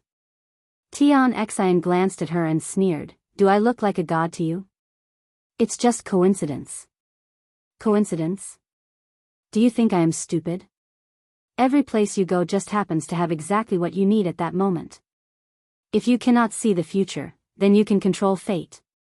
You cannot convince me otherwise. Whatever you say. Tian Xian merely shrugged at her words, treating her as though she was just a random crazy lady. Jinxi woke up after sleeping for exactly 8 hours, but it felt like she had lived for years within her dreams. My cultivation went up again. Jinxi mumbled to herself after inspecting her body. The biggest reason why Jinxi believed her dreams were more than just ordinary dreams was because her cultivation would increase a little after every dream. Unfortunately, she could not explain the reason behind this phenomenon. There must be a reason why I am having these dreams. Hopefully, the answers will reveal themselves through the dreams. Jinxi thought to herself as she prepared for another day of training. C1400 Training with Liya. Chapter 1400 Training with Liya. 1400 Training with Liya. After the demon sealing faction had breakfast made by Meifeng, they made their way up the Dragon Spiral Mountain for another day of training with the Lord and Liya. However, there was an additional member today, someone who had never been to their training before. "What kind of training do you guys typically do?" Yuan asked them as they walked together. "At first, we spent most of our time boosting our cultivation. Once we reached Spirit Grandmaster, we focused on stabilizing our cultivation. Nowadays, we spend almost all our time sparring with the manager." Shi Lang said. "You're sparring with Liya? Not the Lord?" Yuan learned something new. "Of course not. We wouldn't last a second against the Lord. The manager is really strong, too. We can't defeat her even if we all went at her together." Wang Bingbing sighed. Yuan smiled, "I look forward to sparring with her." Upon arriving at the peak of the mountain, Liya could be seen waiting for them right outside the formation's entrance. Her eyebrows twitched when she noticed Yuan amongst the group. She had anticipated his appearance sooner or later, but it still felt weird to see him with the others. Once they were at the true peak of the mountain, Liya immediately started their training and said, "Who wants to go first?" Wang Ming raised his hand. "Come." Liya gestured for him to approach her. The summit of the mountain lay empty and vast, boasting a flat surface that made it an ideal arena or training ground. There were also no buildings to destroy, allowing them to unleash their full strength without worry. Once the fight began, Wang Ming immediately charged at Liya with a weapon. Meanwhile, Liya confronted him with nothing but her bare fists. Ha! Liya did not attack Wang Ming for the first few minutes, only focused on dodging and blocking his strikes. Once 5 minutes have passed without Wang Ming landing a single hit on her, Liya started pointing out Wang Ming's flaws while throwing fists at him. Unlike Wang Ming, all of Liya's strikes would land on their target without fail. Liya had the cultivation of a peak spirit lord, an impressive achievement considering her environment and lack of spiritual energy. However, her cultivation was irrelevant in this case, as Jade fought Wang Ming without using any spiritual energy. Being a dragon in her true form, Liya boasted naturally high prowess, so it would be overkill if she used her cultivation on top of her innate strength. It didn't take long for Wang Ming to collapse on the floor, suffering a complete and utter defeat at the hands of Liya. Next. Liya didn't even bother taking a minute to catch her breath before calling for her next challenger. One after another, members of the Demon's Ceiling faction fought with Liya, who took no breaks in between each fight. Yet, she looked completely calm and relaxed, almost as if the fights weren't even enough to be considered a warm-up in her eyes. Liya purposefully gave everyone 5 minutes to fight her, yet nobody there but Jinxi could land a hit on her. However, even Jinxi could only graze Liya's skin, and it required her to use the nameless technique. Once everyone had fought Liya, she turned to look at Yuan and asked, "Did you only come here to watch or do you intend on participating as well?" "I'd like to participate if you don't mind." Liya snickered inwardly after hearing this, as she had always wanted to give Yuan a beating but was held back by the Lord. Yuan approached her and asked, "What are the rules?" "You can use whatever you want." "Treat this as though we are in a real fight," she quickly said. "Do you need to take a minute to recover your strength?" I can fight each of them a dozen times without breaking a sweat." Liya sneered. Yuan smiled and said, "Still, I will give you a moment to rest. I want to fight you at your best, after all. You think you have what it takes to look down on me? I have been waiting so long for the moment to punch your face." Liya did not accept Yuan's offer and immediately charged at him. Whoa! Yuan was a little surprised by Liya's speed, which had drastically increased since her last fight. Though, he wasn't too shocked. After all, he knew she had been holding back against the others. Still, he was impressed by how much Jade held back. Is this her full strength? No, it's probably only around 60%. Yuan thought to himself as he dodged her sudden attack. Liya immediately went for another strike after her first missed, then another, and another. Yuan perfectly avoided all of Liya's strikes without fighting back. The Demon's Ceiling faction watched their fight in awe, and it looked like Liya was the one being trained at this moment. "What are you doing? Why aren't you fighting back? Are you making fun of me?" Liya eventually stopped to ask with a deep frown. "Of course not. I am just waiting for you to use your full strength," he said. "My full strength? You want me to kill you?" Liya continued to frown. Yuan patted his chest and chuckled, "You don't have to worry about that since you cannot kill me." Liya gritted her teeth at his words and immediately unleashed her cultivation base, filling the area with a heavy pressure that left the others shocked. She was hiding this much strength this entire time? Shimurong cried out loud. Even though Liya knew that Yuan had purposefully provoked her so she could use her full strength, she couldn't let him mock her any longer. However, she didn't immediately charge at Yuan, almost as though she was waiting for something.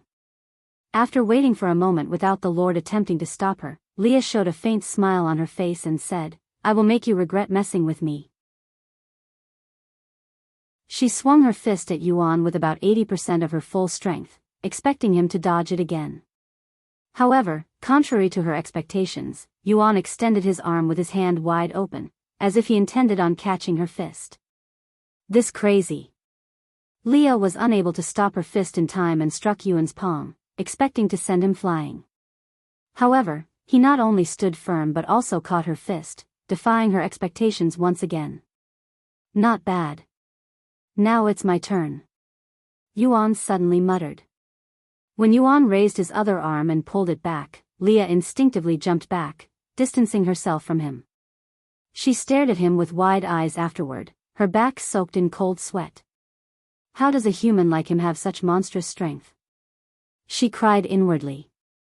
She instantly knew from that single exchange that Yuan was hiding an unfathomable amount of strength within his body.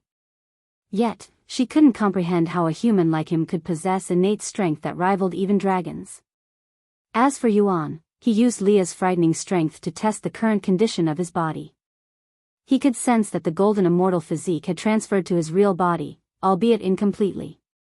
Ignoring the tingly sensation, he looked at his still trembling arm that had caught Liya's fist and mumbled in a low voice, about 5%, huh?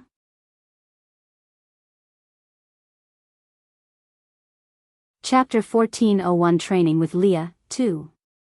Chapter 1401 Training with Liya, 2, 1401 Training with Liya, 2, You, what did you do to your body? Liya asked Yuan with a frown after their exchange. Yuan smiled and said, You make it sound like I'd done something bad to my body. I just achieved a new physique, that's all. A new physique? Liya frowned at his words, which made it sound like it was an easy thing to do. Now knowing that Yuan could catch her fists, Liya no longer held back and charged at him again, this time using all of her strength. Moreover, red scales started forming on her arms and neck, indicating that she had transformed. Yuan, not daring to underestimate her partial transformation, also used his full strength. Their aura collided, causing a gust of wind to stir within the usually calm mountain peak.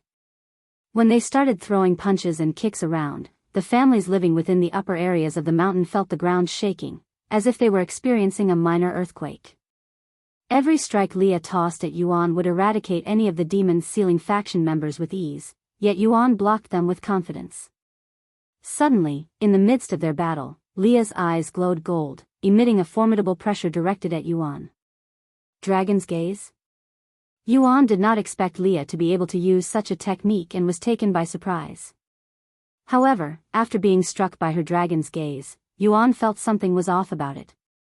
The power and pressure were lacking, almost as though it was incomplete. After using her trump card, Liya drove her palm at Yuan's stomach. Seeing this, Yuan smiled and said, This is how you use dragon's gaze. Wah! Before Liya could even react, Yuan's eyes glowed gold, sending Liya's consciousness straight into the abyss. While Liya's body remained frozen in place, within her mind, she felt the intense gaze of a colossal eye, emanating an unimaginable amount of pressure. Liya, despite her pride, felt as insignificant as an ant under the gaze of that eye. What is this? Liya's entire being trembled in fear as she couldn't take her gaze away from the eye, almost as though she was forced to face it. Yuan deactivated Dragon's gaze after 3 short seconds, but it felt like she was in the void for minutes for Liya. When she returned to reality, Liya found herself sitting on the floor, her body soaked in sweat. What the hell was that just now? She shouted at him. I was going to ask you the same. What technique was that just now? It felt like Dragon's gaze, but it's too weak. Dragon's gaze? As if such a technique exists in this world. The one I used was created based on the foundation of Dragon's gaze. I don't have a name for it. Liya revealed. Yuan's eyes widened with surprise after learning that she had managed to create a technique similar to Dragon's gaze without knowing the original. How is that possible? If you don't know Dragon's gaze, how do you know its foundation? He asked. Why should I tell you? Liya sneered. Suddenly, the Lord's voice resounded, Dragons with a royal bloodline are born with an innate understanding of Dragon's gaze. The purer the blood, the better. Oh. So you belong to a royal bloodline? Yuan looked at Liya. Seeing her unresponsiveness, Yuan smiled and said, "Would you like me to teach you Dragon's Gaze? The authentic one." Liya's eyes widened at his words. She opened her mouth but quickly closed it again. It was clear that her pride was holding her back. "Take some time to think about it. My offer will always be open, probably," Yuan said. After a moment of silence, he asked, "Now that I think about it, why don't you play Cultivation Online, where Dragon's Gaze exists?" The Lord responded in her place, "The soul transference array has its restrictions. For example, if humans have a circle-shaped soul, beasts would have a square-shaped soul, and our square-shaped soul aren't affected by the soul transference array, hence why we are unable to visit the divine heavens through Cultivation Online." "I see. Anyways, want to continue our training?" "I want use Dragon's Gaze again," Yuan asked Liya. You obviously don't need any training, so I will stop wasting my time with you." "Wang Ming. You should have recovered enough by now. Come." Liya turned her gaze to Wang Ming, who trembled from fear. Shit. She'll probably use me as a punching bag because she cannot defeat Yuan," he sighed inwardly. Accepting his fate, he approached Liya for another round of training. Each member of the Demon's Sealing faction typically spars 6 to 7 times a day with Liya, so it wasn't anything new. At the end of the day, the Demon's Sealing faction made their way down the mountain with their bodies aching in pain. However, Yuan decided to stay with Liya upon the Lord's request. "Liya, now that you found someone who can match you, it's a good chance for you to get some proper training for once," the Lord said. "Huh? I don't need any training. Especially not from him," Liya exclaimed. "You can say that once you defeat him." The Lord continued to speak. "Yuan, do you mind training with her a little longer?" "I don't mind. It will also benefit me since the others aren't enough to make me sweat anymore." Yuan nodded. He looked at Liya and continued, "If you can defeat me even once, I will give you the Dragon's Gaze technique as a reward." Liya's eyebrows twitched at his alluring words. "You better not go back on your words," she said a moment later. Yuan smiled, "I promise." They continued sparring with each other for the rest of the day. By the time Yuan returned home, it was already well past midnight. "Damn it. How is he so strong? It doesn't make any sense." Liya cursed out loud after Yuan had left. "He's the immortal monarch's descendant. It's only natural." The Lord smiled. "The immortal monarch's descendant," Liya mumbled. She remembered Yuan claiming to be the reincarnation of the immortal monarch himself, but she was still having trouble believing it. "But to think he learned Dragon's Gaze, even I did not expect that," the Lord said, before mumbling to himself, "If he can solve our current predicament, perhaps I should reward him with my blood essence, which would greatly assist his cultivation path."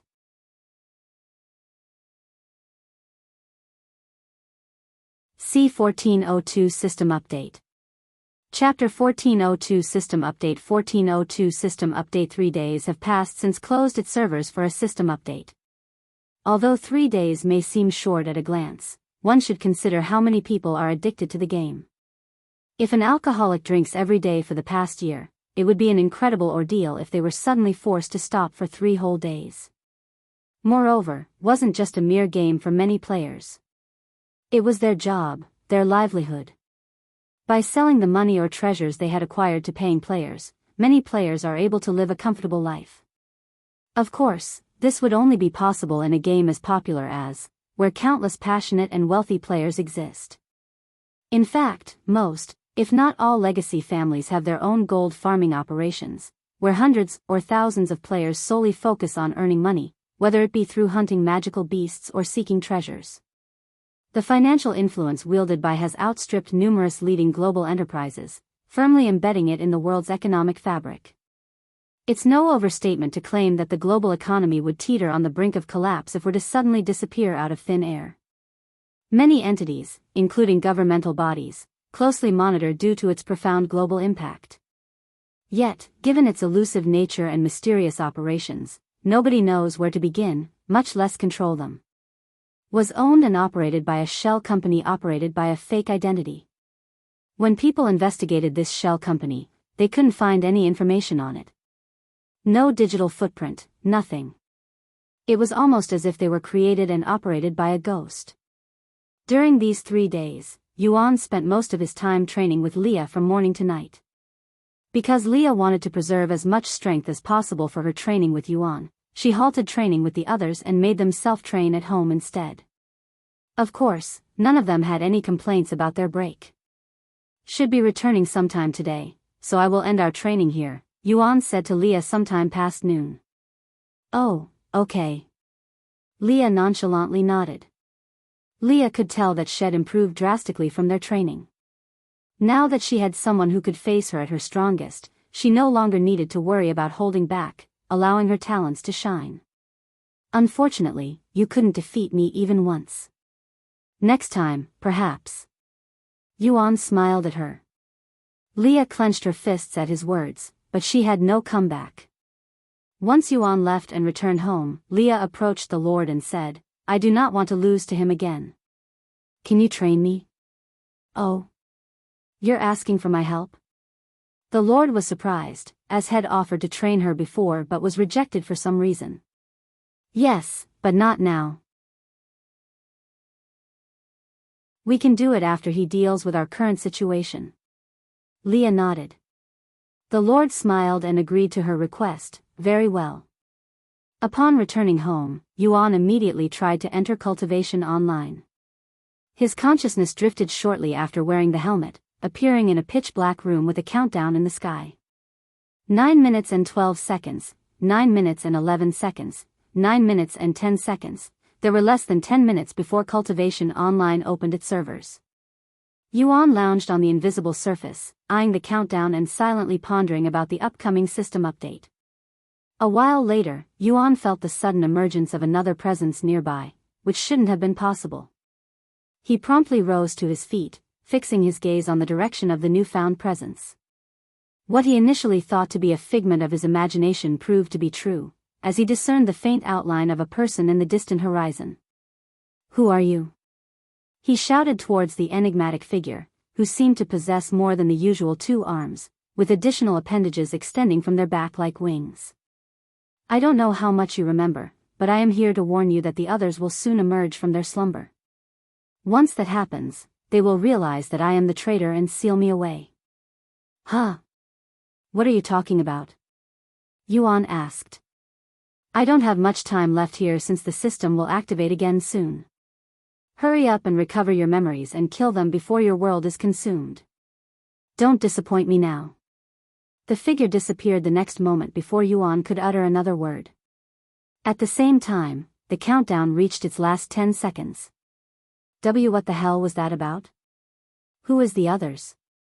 And why would the world be consumed if I don't kill them? Yuan pondered with a deep frown on his face as he tried to make sense of what just happened. However, his thoughts were interrupted by Cultivation Online's notification. Yuan's figure vanished from the void and appeared where he last logged off from. Welcome back, brother Yuan. Welcome back. Xiao Hua and Lan Yingying's voice greeted him shortly after his return. I'm back, are you okay, brother Yuan? You seem a little pale. Xiao Hua noticed his expression and asked. Yeah, I am fine. He nodded. Mei Xiu and the others logged in shortly after, appearing beside Yuan. So, what's changed? Chu Liuxiang asked out loud as she opened her character status. I don't see anything different, she muttered afterward. Are they waiting for more people to get online before they make an announcement? Mei Xiu wondered out loud. Yuan also checked his character status. Name, Yuan Cultivation, 9th level Spirit King Legacy, Great One's Legacy Bloodline, Immortal Monarch's Bloodline Physique, Heaven Refining Physique, Golden Immortal Physique Physical Strength? Mental Strength? Soul Strength? Physical Defense? Mental Defense? There were no apparent changes at first glance, and his stats remained unreadable. However, when he looked a little closer, he noticed a new passive skill that wasn't there before the update, and it even had an obnoxious name to it.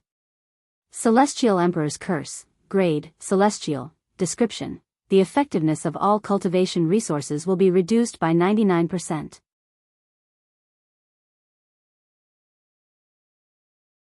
C1403 Celestial Emperor's Curse.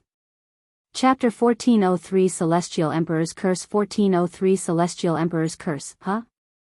Yuan had a dumbfounded look on his face after seeing the effects of Celestial Emperor's Curse. However, before he could even comprehend the situation, he received a notification. Great misfortune, curse grade, divine, description, a curse that lowers your luck by 5,000, huh? Yuan could no longer contain his surprise and cried out loud. What? What happened? Everyone in the room looked at him with wide eyes. I don't know, but I've been cursed, by the Celestial Emperor himself, he said in a dazed voice. What? Xiaohua's shocked voice resounded, and she appeared before him the very next moment. Why would the Celestial Emperor curse you, Brother Yuan, when you've never met him before? She asked in a panicked voice. I don't know, but it happened. Because of this curse, all cultivation resources will be 99% less effective for me. I'm not exactly sure how it works, but it definitely doesn't sound good, he sighed. However, Xiaohua's body trembled after hearing the effects of the curse, almost as if she recognized it. Brother Yuan, that curse is meant for exiles, she said a moment later. Huh? Exiles? Does that mean I've become an exile? He asked with wide eyes. She shook her head. No, I don't sense the aura of an exile from Brother Yuan. However, that curse is undoubtedly meant for exiles, which restricts their ability to grow any stronger for obvious reasons. Meishiu suddenly said, do you think it's because you're progressing too fast, and the Celestial Emperor is trying to slow you down? Chu Liuxiang nodded in agreement. That's plausible. No, that's definitely the case. But why would the Celestial Emperor be worried about Yuan progressing too fast? Li Jinxi wondered out loud. Yuan sighed. While it's quite inconvenient to have such a significant reduction in my cultivation speed, it doesn't have any effect on me right now since I am already at a bottleneck, but it will definitely slow me down in the future if I don't get rid of it by then. On the brighter side, there are plenty of ways to strengthen myself without increasing my cultivation. Knock knock, hey, are you guys back? She merely knocked on their room after sensing their presence had returned. Yuan opened the door for her. Yes, we just got back. She merely entered the room and sensed the weird atmosphere. Did something happen? She asked. Yuan explained the situation to her. Wow. To be marked by the Celestial Emperor without meeting him. This is quite an impossible feat, but as expected of you, Yuan. Nothing is impossible for you. She merely expressed her awe at his ability to achieve the impossible. So, what are you going to do now? She then asked. There's nothing we can do about the curse right now, so we'll just move forward as planned. I am going to visit the myriad of techniques now. Since we've entered the fourth heaven, there should be more techniques available to us. Want to come along? Yuan asked them. Why not? Chu Liuxiang said. I'll also tag along. Meishiu nodded, followed by Li Jinxi. I will also come with you, she merely said. They made their way to the myriad of techniques after checking out of the hotel. Surprisingly, she merely did not need to have her fate examined even though it was her first visit. Apparently, such evaluation was only needed before the fourth heaven.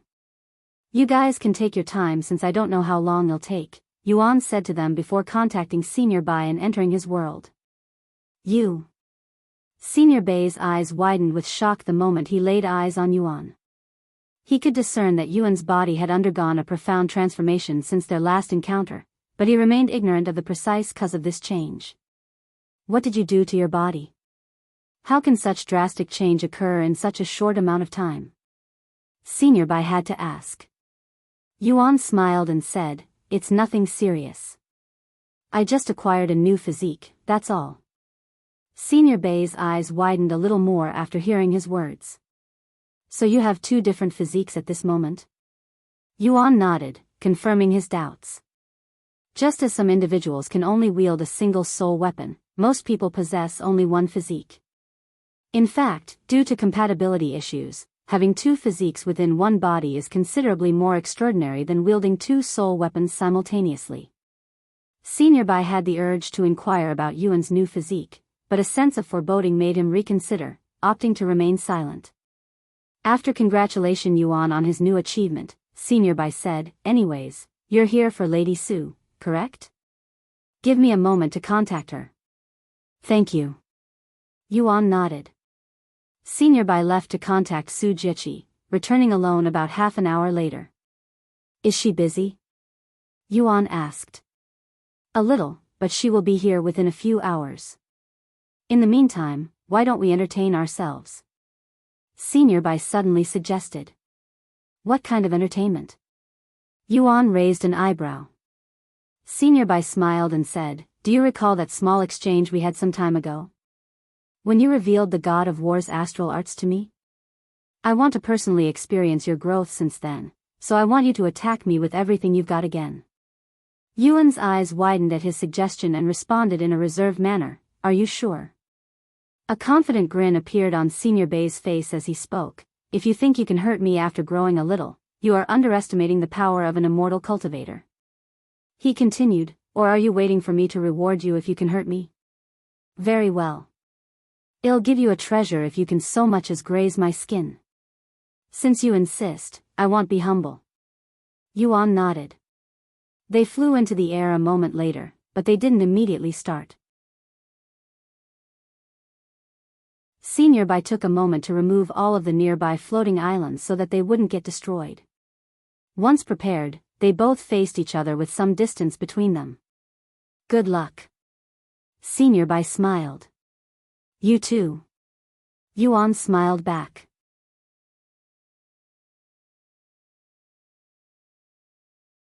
C1404 Yuan's most powerful attack.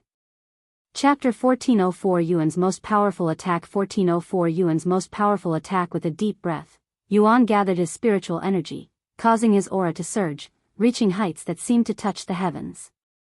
"Since I don't have to worry about killing him, I guess I should throw everything I have at him," Yuan thought to himself as he activated God of War's astral arts, materializing a colossal avatar behind him. This avatar had grown at least 100 times larger than before, and its colossal weapon alone dominated the entire sky above Senior Bai. Overwhelmed by the formidable sight, Senior Bai could only swallow nervously in the face of such immense power. The God of War's astral arts utilizes one's soul strength more than spiritual energy. Just how strong is his soul strength? Even a divine lord wouldn't compare to him, who is only a mere spirit king. Senior Bai clenched his fists and immediately started fortifying his defenses. After their previous exchange, Senior Bai did not dare to underestimate Yuan, who was countless times stronger now. He created a powerful defensive formation around himself that could easily block even a divine lord's attack. "This much should be enough, no? I should prepare some insurance just in case." Thus, he created not one but two more defensive formations around him, enough to defend against a divine king's attack. Once he was finished, Senior Bai awaited Yuan's attack with a confident smile on his face. However, Yuan showed no signs of launching his attack anytime soon, and his aura continued to surge, growing in intensity. Senior Bai swallowed nervously at Yuan's seemingly endless strength and wondered, does he not have a limit? Is he truly a mere spirit king? There's simply no way. Are you prepared to receive my attack, Senior Bai? Yuan suddenly asked him. Senior Bai narrowed his eyes and asked, I thought I told you to use your full strength. Why are you holding back? What do you mean? Yuan tilted his head in a puzzled manner. During our last exchange, you had this golden aura around you, that terrifying and mysterious power. Yet, I don't sense it from you right now. Senior Bai explained. He must be talking about heaven's supremacy. Yuan immediately realized why Senior Bai thought he was holding back. Yuan sighed, I told you back then that I have no control over that power, Senior Bai. Unfortunately, I am still unable to summon that power as I wish. Despite saying that, Yuan still had one use of heaven's supremacy left, but he intended on saving it in case of an emergency. As much as he wanted to win against Senior Bai, he couldn't justify using his trump card in such a wasteful manner. After a moment of silence, Senior Bai spoke, "Very well, but you better not hold back any more than that." Yuan nodded. "I wouldn't dare look down on you, Senior Bai." "Then I will begin my attack now," Yuan warned again before he started moving. He raised his arm, pointing it toward the sky, muttering in a low voice, "Limitless sword, first domain, endless sword stream." Over 20,000 swords materialized above them, each imbued with enhanced sword aura. Since he didn't have to worry about prolonging the fight, he used his spiritual energy without reserve. Senior Bai's eyes widened with shock upon witnessing such a frightening sight. Even with his vast experience, he has never experienced anything close to this before. Not just sword aura, but enhanced sword aura. Senior Bai began losing confidence in his own defense, but he couldn't add more right after Yuan began his attack, as that was no different than admitting defeat in his eyes. However, Yuan did not release the attack just yet. Limitless sword, second domain, descending sword god. Merging all 20,000 swords into one colossal blade, Yuan, controlling the massive avatar, firmly grasped the unified weapon with both hands. "Oh, fuck." Senior Bai held a dazed look on his face as Yuan prepared to swing the massive blade with the God of War's avatar. Yuan swung the colossal sword, and in an instant, the massive blade descended upon Senior Bai, cleaving through the fabric of space as it moved. Seeing this, Senior Bai's instincts started screaming at him. He quickly tossed away his pride and started preparing more defensive formations. However, right as he was about to complete the formation, he sensed an ominous glare and was immediately struck by an invisible attack that tore his already weakened mental defenses to shreds. In the fleeting moments before the abyss of darkness enveloped his consciousness, Senior Bai managed to cast a final, profound gaze upon Yuan, whose golden eyes radiated an unfathomable brilliance, resembling that of a dragon's gaze. "Ah, to think I still underestimated him. This is my defeat." Omicron. The massive sword tore apart Senior Bai's formation like thin sheets of paper and continued straight for his body. Right as the sword closed in on Senior Bai's body, his entire being suddenly surged with an unfathomable aura foreign to Yuan, followed by a powerful shockwave that not only shattered the massive sword into countless fragments but also sent Yuan flying far away. Their world shook violently, as if it might crumble at any moment. The immense power even leaked to the outside world, messing with the myriad of techniques and making everything tremble. Even with the golden immortal's physique, Yuan felt a crushing pressure envelope his body, threatening to destroy it. By the time Senior Bai snapped out of his daze and retrieved his aura, the damage had already been done. His world had cracks all over, and Yuan was miles away with a bloody nose, staring at him with a look of disbelief. Senior Bai immediately approached Yuan to check his condition. "Are you okay?"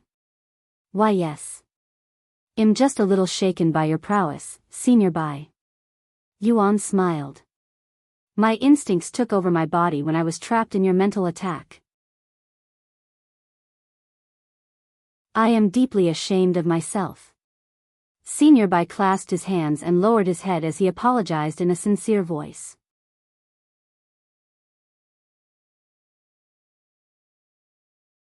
C1405 Immortal Qi. Chapter 1405 Immortal Qi. 1405 Immortal Qi. Let me inspect your body for a moment. I need to make sure you're actually fine.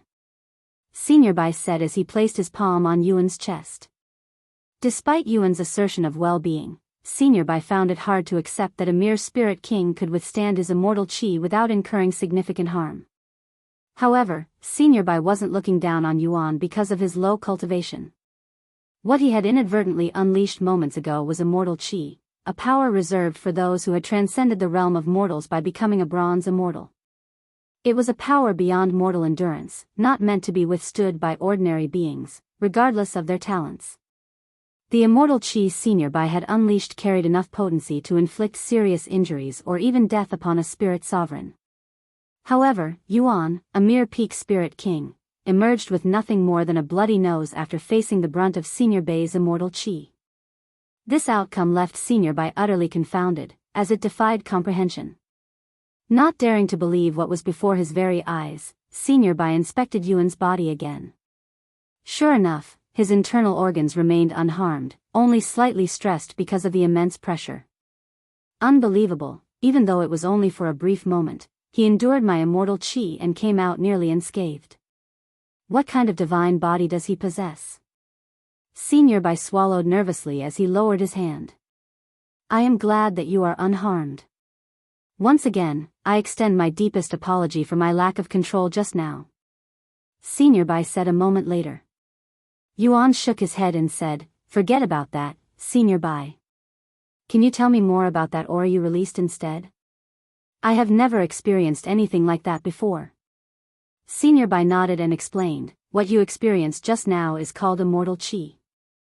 It's spiritual energy that is also similar to your sword aura, something that can only be comprehended and absorbed by cultivators after they achieve bronze immortal.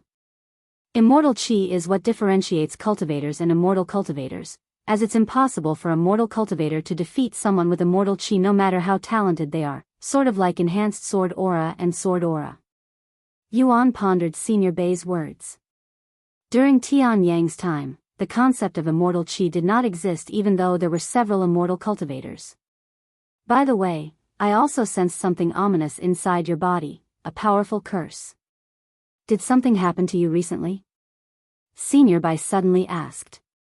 Yuan showed a bittersweet smile and said, sort of. I've been cursed by the Celestial Emperor. You what? Senior Bai exclaimed in a shocked voice. Why, you met with the Celestial Emperor? He quickly shook his head, no, I haven't. I don't know why, but he decided to curse me. Perhaps I've been climbing the 9 divine heavens too quickly and he wants to slow me down. What sort of curse? Senior Bai inquired for more information. According to Xiaohua, it's a curse meant for exiles, and it reduces the effectiveness of all cultivation resources for me by a significant amount. Senior Bai frowned upon learning of this information and said in a cold voice, I will let Lady Su know of this later. She can speak with the Celestial Emperor and get it removed. Yuan's eyes widened at his words.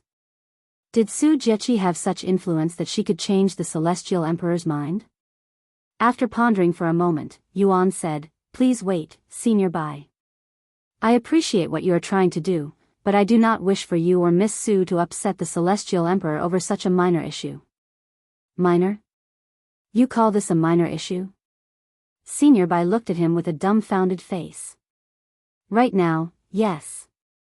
After all, I cannot increase my cultivation past Spirit King because of my physique, so the curse does not affect me at this moment. What about the future? Surely, you don't plan on remaining as a Spirit King forever, right? Of course not. If I cannot find a solution by then, I'll request for Miss Su's help. Alright, we won't do anything for the time being, but Lady Su has a right to know that the Celestial Emperor had laid his hands on a member of the Celestial Overlord. To harm a member of our faction is akin to harming the entire faction and challenging Lady Su herself. Even the Celestial Emperor has no right to do such a thing without any reason. Senior Bai said. Is that so? I didn't know that. By the way, I recently received a promotion to the rank of general. Yuan casually brought up his promotion. Senior Bai had a bewildered look on his face as he silently stared at Yuan with eyes as wide as saucers. After a long minute of silence, he spoke in a low voice. Did you just say you've been promoted to the rank of general within the Celestial Overlords? Yuan calmly nodded his head in confirmation. That's impossible. The amount of karma you would need to reach general isn't such an insignificant amount that it could be achieved in so little time. Senior Bai couldn't believe it, he refused to believe it. Even Su Jieqi, who had the fastest promotions in their history, invested well over a century in accumulating sufficient karma to attain the esteemed rank of general. The fact that Yuan, who hadn't been a member of the faction for long, had already amassed enough karma to attain the rank of general was simply incredulous. Seeing Senior Bai's doubtful expression, Yuan revealed his faction rank. No way. Senior Bai had no choice but to believe Yuan after seeing the symbol general on his palm. Omicron M, what did you do to acquire so much karma in such a short time? Even wiping out an evil sect would not help you reach the rank of general this quickly. Senior Bai had to ask. Yuan smiled and said, "It wasn't much. I happened to come across 100 exiles and slew them all." 100 exiles? Did you sneak into the primordial realm or something? Senior Bai regretted asking, as the chances of encountering so many exiles were even more ridiculous than his speedrun to the rank of general. Yuan chuckled, "It was just a coincidence, really." Senior Bai closed his mouth as soon as he opened it and said a moment later, "Lady Su has arrived." He opened the entrance to his realm, and in the next instant, Su Jieqi's exquisite face emerged from the portal, her divine aura instantly permeating and enveloping the entire world.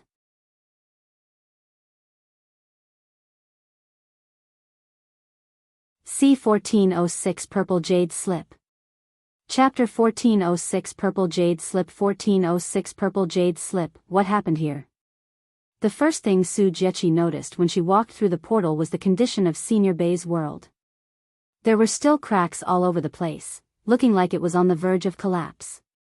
Senior Bai rubbed his nose in a somewhat embarrassed manner and said, "I wanted to test our young friend here and got a little carried away."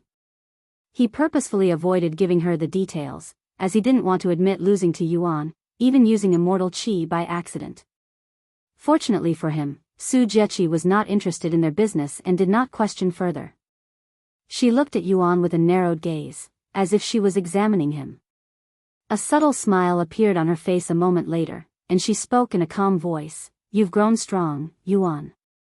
"Thank you, Miss Su." She descended on the platform and retrieved a purple jade slip from her spatial ring, offering it to Yuan. "What is this?" he asked. "This was left behind by the founder of the Celestial Overlords," she said. "He gave it to me before he disappeared, but I do not know how to use it." "Why don't you try it? Perhaps it can only be activated by those with the heaven-refining physique." "If it how to use it? Why don't you try it? Perhaps it can only be activated by those with the heaven-refining physique. If it doesn't work, I want it back, you hear me?" Yuan nodded and accepted the purple jade slip from her. The moment his fingers made contact with it, the purple jade slip emitted a radiant glow, casting a luminous sheen of purple light that enveloped the surroundings. Yuan became dazed as memories started flowing inside his head. Inside the memories, he saw himself traveling the world with a cute little girl by his side. This little girl was a troublemaker and always picked fights with people. Most importantly, he also recalled the process of evolving his heaven-refining physique. Yuan snapped out of his daze a few moments later. "Yuan? What just happened?" Seeing that head return to reality, Su Jieqi asked him. Hearing her voice, Yuan turned to look at Su Jieqi, who greatly resembled the little girl in his memories, and he subconsciously muttered, "You mischievous little brat, Wa." Su Jieqi's expression froze with a clear look of shock on her face. 12:05 Yuan, you. Senior Bai looked at Yuan with a terrified look on his face. Yuan just realized what Head uttered and quickly covered his mouth. "What did you just call me?" Su Jieqi asked after a moment of silence, her body trembling. Sorry, I didn't mean to call you that. I was still influenced by the memories inside the jade slip when I said that." "You look like someone from the memories," Yuan swallowed nervously, mentally preparing himself for her wrath. "By memories, you mean the jade slip contained the founder's memories?" Su Jieqi inquired with a serious expression on her face. He nodded, "I believe so." "Tell me everything you saw and I will forgive you for the rude remarks," she then said. "Of course." Su Jieqi suddenly turned to look at Senior Bai and said, "Leave us alone." "I understand." Senior Bai didn't even question it and immediately left them alone. Yuan spent the next several minutes recalling the memories. As she listened with her eyes closed, Su Jieqi's mind drifted back into the past and recalled her own memories with the founder. "You mischievous little brat, what have you done this time?" A handsome man sighed as he glanced at the beautiful young girl before him. Su Jieqi, who was only around 16 years old, spoke in a nonchalant voice. "Some loser confessed his love for me, so I beat him up.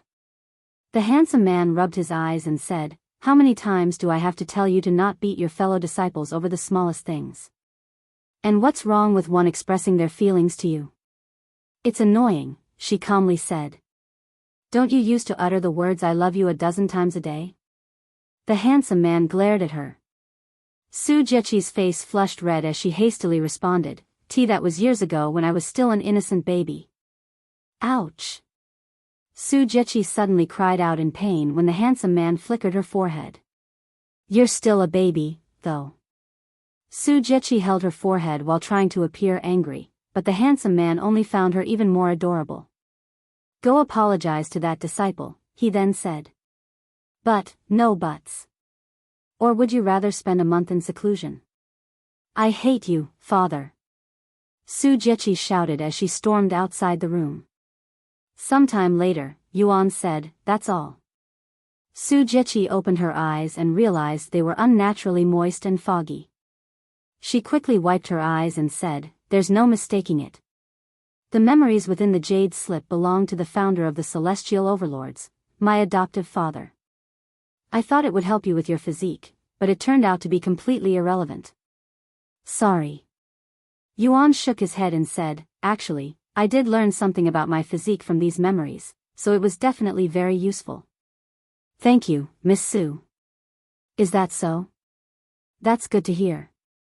Su Jechi then narrowed her eyes at him and continued in a cold voice, "By the way, you are forbidden from sharing those memories with anyone, do you hear me?"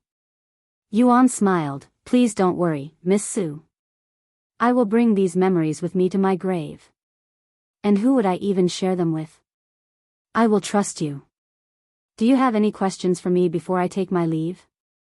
She then asked. Yuan pondered for a moment before asking, "What sort of privileges do I get as a general in the faction?" "You've already reached the rank of general?" Su Jechi's eyes widened at his words.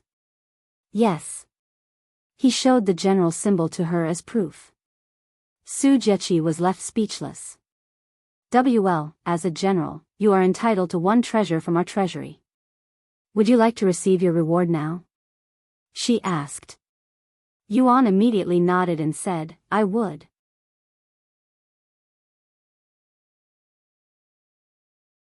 C1407 Celestial Overlords Headquarters. Chapter 1407 Celestial Overlords Headquarters. 1407 Celestial Overlords Headquarters. I am bringing him to the Celestial Overlords Headquarters so that he can receive his reward for reaching the rank of general. Su Jechi said to Senior Bai after calling him back. Senior Bai nodded and remarked, "Perfect. In fact, I intended to seek your permission to bestow upon him a treasure from the treasury. If you approve, he'll get to acquire 2 treasures instead of 1. I don't mind since it's coming from you, but am interested in your reason," she said. "I lost a bet with him," Senior Bai said with a defeated smile on his face. "Oh. I'd like to hear more details on this later. Anyways, if you want to give him an extra treasure, I'll allow it, not that you need my permission." Senior Bai was already at the rank where he had the authority to give treasures to others without needing permission, but he still asked Su Jechi out of his respect for her. "Now then, let's move to the headquarters." Senior Bai nodded and created a portal before them, its aura distinct from the usual ones. Su Jechi stepped into the portal first, with Yuan following suit, and Senior Bai entering last. Upon arriving on the other side, Yuan was greeted with the sight of a massive city before him. "This is the headquarters? I was expecting a building, not an entire city," Yuan muttered in a dazed voice. Senior Bai smiled at his reaction and said, "Actually, this place is more like a sect than a city." Su Jechi then said, "It's not just like a sect. It was a sect. The founder of the Celestial Overlords used to be the sect leader of a small sect, which he transformed into the Celestial Overlords." "Is this place like Senior Bai's world?" Yuan asked. "Yes, it exists outside out of the 9 heavens if that's what you are asking. Follow me. I'll show you to the treasury," Su Jechi said. As they walked, Yuan inquired more information about the place. "How many people live here?" "About 20,000 people." "Is that a lot for a faction?" "No, it's actually on the smaller scale. The average faction has around 100,000 members while the larger ones have millions. We're a lot smaller than I thought, Yuan said. Our numbers may seem tiny in comparison to others, but we've risen to become one of the most powerful factions in the 9 heavens with our modest population, all thanks to having only exceptionally talented members, Su Jechi said, her voice resonating with pride. Just one of our top members can stand toe-to-toe with an entire faction, Su Jechi added, emphasizing the extraordinary prowess of their elite members. Is there a ranking for factions? Of course, and there are 2 separate rankings. The first is the karma ranking, where factions are ranked based on their accumulated karma. We're ranked 7th there. The other ranking would be the power ranking, based on our overall prowess. In this particular ranking, we are ranked 2nd. Wow, 2nd? That's amazing. Yuan said. We used to be 1st, but that was when the founder was still around. Su Jechi sighed. As they traversed deeper into the Celestial Overlords' headquarters, Yuan noticed the atmosphere intensifying, with an increasing presence of experts boasting unfathomable cultivation bases. At his current level, he could only clearly sense up to Divine Grandmaster without much effort. Anything above that would require more time and effort. Most of our members are immortal cultivators. Senior Bai suddenly said. You have the record when it comes to having the lowest cultivation in our faction. He continued, while that's an amazing feat, it's also quite dangerous. After all, most people would not believe you are a member if they saw your cultivation base. Even if you showed them your symbol, it might not be good enough, especially now that you have reached the rank of general. He's right. You should avoid revealing the fact that you're a member until you have a higher cultivation base. Su Jechi added. They arrived at the treasury an hour later. The treasury took the form of a pagoda with 4 floors. Standing at the sealed entrance were 2 guards, both with a cultivation that Yuan could not identify. We greet Celestial Overlord Su and Overlord Bai. The guards greeted them with bowed heads and arched bodies. Omicron M. Su Jechi acknowledged them with a slight nod and said, "We'll be opening the treasury for a moment." She turned to look at Yuan and handed him 2 talismans and said, "The treasures inside are protected with a powerful formation that can only be deactivated with these talismans. Use these talismans on the treasures you want. Each talisman will deactivate 1 formation. Also, you are only permitted to look around the 1st floor. Even if you go to a higher floor, these talismans won't do anything there." The guards' eyes widened with shock when they saw the scene of Su Jechi handing 2 talismans to Yuan. Who the hell is that mortal kid? Why does he get to take 2 treasures from the vault? They stared at Yuan with bewildered looks on their faces. However, they didn't dare to question Su Jechi on her business. I understand. Yuan accepted the talismans. There are plenty of treasures on the 1st floor, but you don't need to rush picking a treasure. Take your time, she added. Okay, he nodded. A moment later, Su Jechi opened the treasury, and she silently watched Yuan's figure vanish into the pagoda. After Yuan entered the treasury, Senior Bai communicated with Su Jechi through divine sense, saying, "There's something I need to make you aware of. It's related to Yuan and the Celestial Emperor." The Celestial Emperor? What's Yuan got to do with him? Su Jechi turned to look at him with a deep frown on her face. Senior Bai went on to reveal Yuan's predicament, disclosing the Celestial Emperor's actions of cursing Yuan to her. Upon learning this information, an overwhelming pressure radiated from Su Jechi's entire being, causing their surroundings to tremble and her face to contort with anger.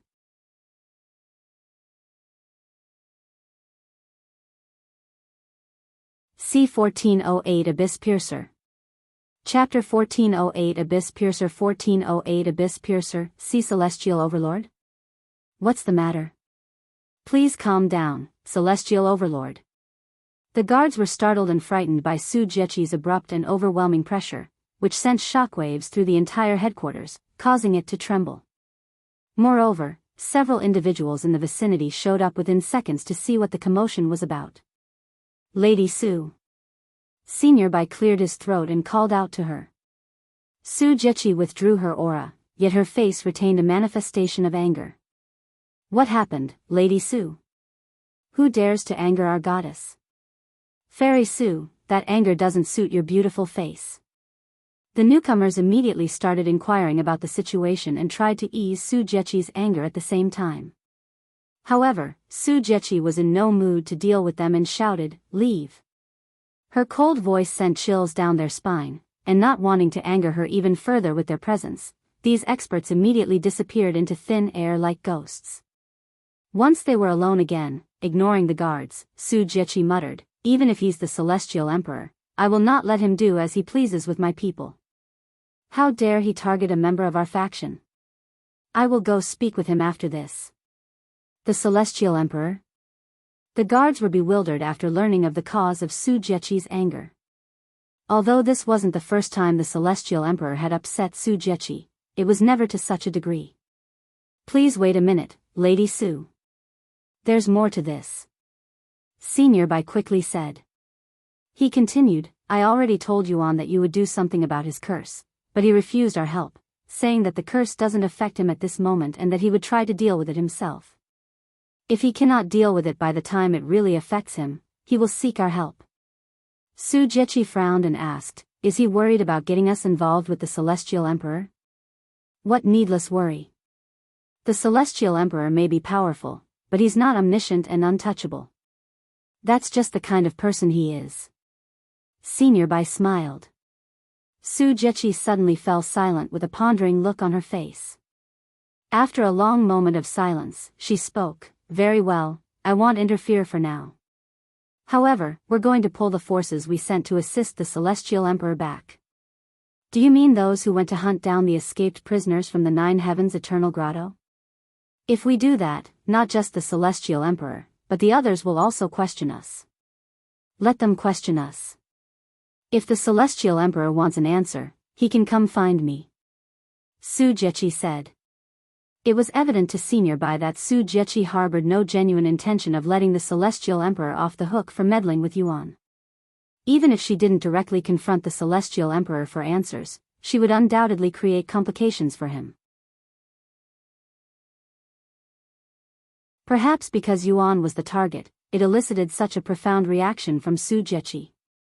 Senior Bai was certain that she wouldn't have responded with such intensity if it had involved anyone else in the faction. Meanwhile, inside the treasury, Yuan inspected all of the treasures one by one. There were all sorts of treasures available, from spiritual treasures to spiritual medicines. Most of the treasures were between divine grade and ancient grade.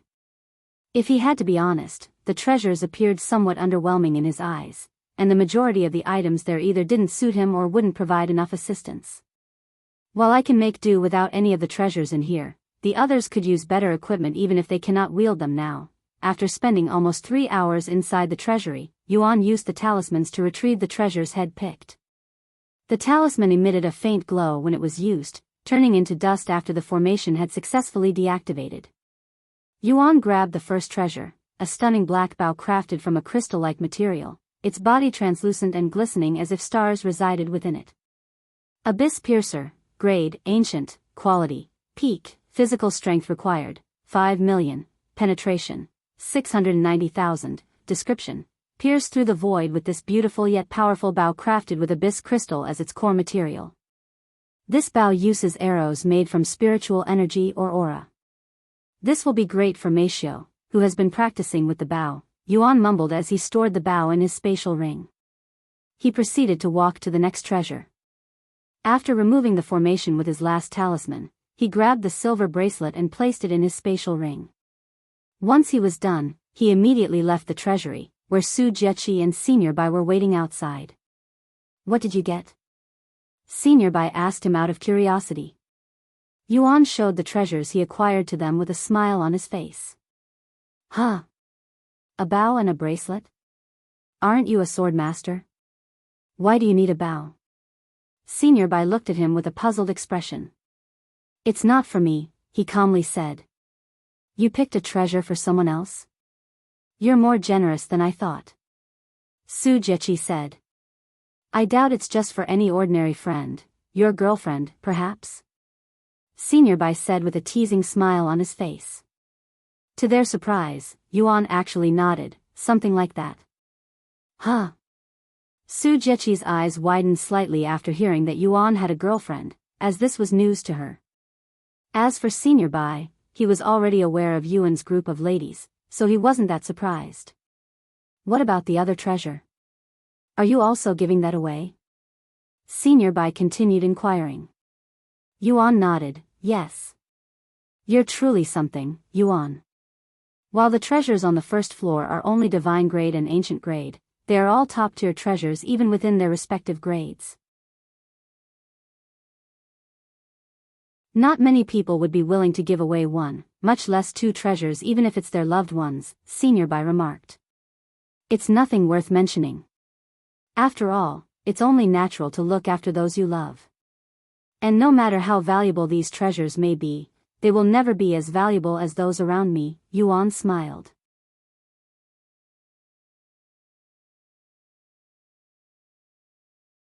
C1409 Perks of Being a General. Chapter 1409 Perks of Being a General. 1409 Perks of Being a General. If you're done here, I will take you back. Su Jieqi said. Yuan looked at her with slightly raised eyebrows. Perhaps he was overthinking it, but he sensed a hint of irritation within Su Jieqi's voice, but he couldn't recall doing anything to annoy her. Yes, I am done here, he said a moment later. Su Jieqi looked at Senior Bai, who nodded, creating a portal before them the next second. This will take you back to the myriad of techniques, he said. Do you have any questions before you leave? Yuan pondered for a bit before asking, how do I come here without your help? Surely, there must be a way to enter the Celestial Overlords headquarters without Senior Bai's assistance. Otherwise, that would make Senior Bai a gatekeeper. We have places spread throughout the 9 heavens with portals that lead to this place, though they only exist within the 6th heaven and above, said Senior Bai. But if you ever want to visit this place for whatever reason, you can just contact me through the myriad of techniques, he added. Yuan nodded, I see. Thank you. Until next time. Yuan walked through the portal the next moment, disappearing from the Celestial Overlords headquarters and returning to the myriad of techniques. Have you guys found any suitable techniques? Yuan asked the others when he returned to their side. This place has an abundance of techniques. I can't believe such a treasure trove exists. She merely exclaimed, rendered speechless by the vast array of techniques available for purchase. Yuan looked at her, who was carrying over a dozen techniques in her arms, smiled, and said, that's an impressive amount of techniques you have there. She chuckled, don't worry, I'm not expecting you to pay for them. If they're below a certain rank, I can acquire them for free, he said. Really? They are all divine rank techniques, though. Probably, Yuan looked at Meishio and the others. Excluding Xiaohua, they all had 2 to 3 techniques in their grasp. Upon entering the 4th heaven, the volume of techniques accessible in the myriad of techniques had significantly expanded, unveiling numerous new and formidable skills for them to explore. Are you all ready? He asked. They nodded. Seeing this, Yuan guided them to the front desk, where a middle-aged man was overseeing the operations. This was his first time buying techniques from the myriad of techniques after he achieved the rank of general. He showed his symbol to the middle-aged man and asked, do I get any discounts? Even though Su Jieqi warned him to not show off his symbol until he increased his cultivation, he figured that it would be safe to do so within the myriad of techniques. The middle-aged man furrowed his brows upon seeing the symbol, casting a disapproving glare at Yuan while scrutinizing him from head to toe. You're a general within the Celestial Overlords? How come I don't recognize you? The middle-aged man spoke in a cold voice. He was a warrior in the faction, and had memorized all of the generals and above. Yet, he didn't recognize Yuan. Moreover, Yuan seemed clueless about his own privileges as a general. I'm a new member, and I was only recently promoted to the rank of general, said Yuan. The middle-aged man narrowed his eyes at Yuan, whose cultivation was simply too low to be part of the Celestial Overlords, much less a general there. The middle-aged man sighed a moment later, while uncommon, there are people like you from time to time, bold individuals who think they can fool the myriad of techniques. However, you are especially bold, to utter such ridiculous lies with a straight face. How can someone who just joined the faction become a general already? Yuan raised an eyebrow at his ominous words. The punishment for impersonating one of us is death, but I will give you a chance to admit your crime and apologize. The middle-aged man spoke in a calm voice, yet his gaze was cold and oozing with killing intent. Seeing this, Yuan sighed. What's the point of this symbol if nobody believes me? And don't you have a talisman that proves I am a member of the faction? That only proves you are a member, not a general. The middle-aged man calmly said. Yuan took away the symbol the next moment and retrieved a medallion from his spatial ring. Here. This is. The middle-aged man swallowed nervously at the sight of Senior Bei's medallion. Don't tell me you're going to say it's a fake. Yuan calmly said. The middle-aged man accepted the medallion into his hands, taking a moment to thoroughly inspect it. It's real. He muttered in a dazed voice. If you still have doubts, you can ask Senior Bei. That won't be necessary. I apologize for doubting you, General. May I have your name? Yuan. Then, General Yuan, allow me to give you a brief explanation of your privileges as a general. As a general, you are allowed to acquire any heaven rank and divine rank techniques from the myriad of techniques for free. Ancient rank techniques will have a 75% discount. Divine rank techniques are free for me? That's very generous. Yuan didn't expect the faction to be so generous. That may seem to be the case at first glance, but if you think about it, most generals have a cultivation of immortal ascension and beyond. At that level, divine rank techniques aren't as useful. The middle-aged man explained. Makes sense. Yuan nodded. It only seemed like a crazy privilege to him because he was still a spirit king in the fourth heaven, where divine rank techniques are still rare and valuable. In the upper heavens, however, they are not as valuable and sought after. Yuan turned to look at Shimeli and the others and said, You heard him. As long as it's not ancient rank, you can have them for free. No way. Shimeli muttered in a dazed voice with a bewildered expression on her face. She had prepared to spend a fortune on her techniques, so it was baffling to hear that she wouldn't need to spend a coin on them. But, I won't complain. Shimeli merrily walked over to the front desk and laid all of her techniques before the middle-aged man, creating a small mountain.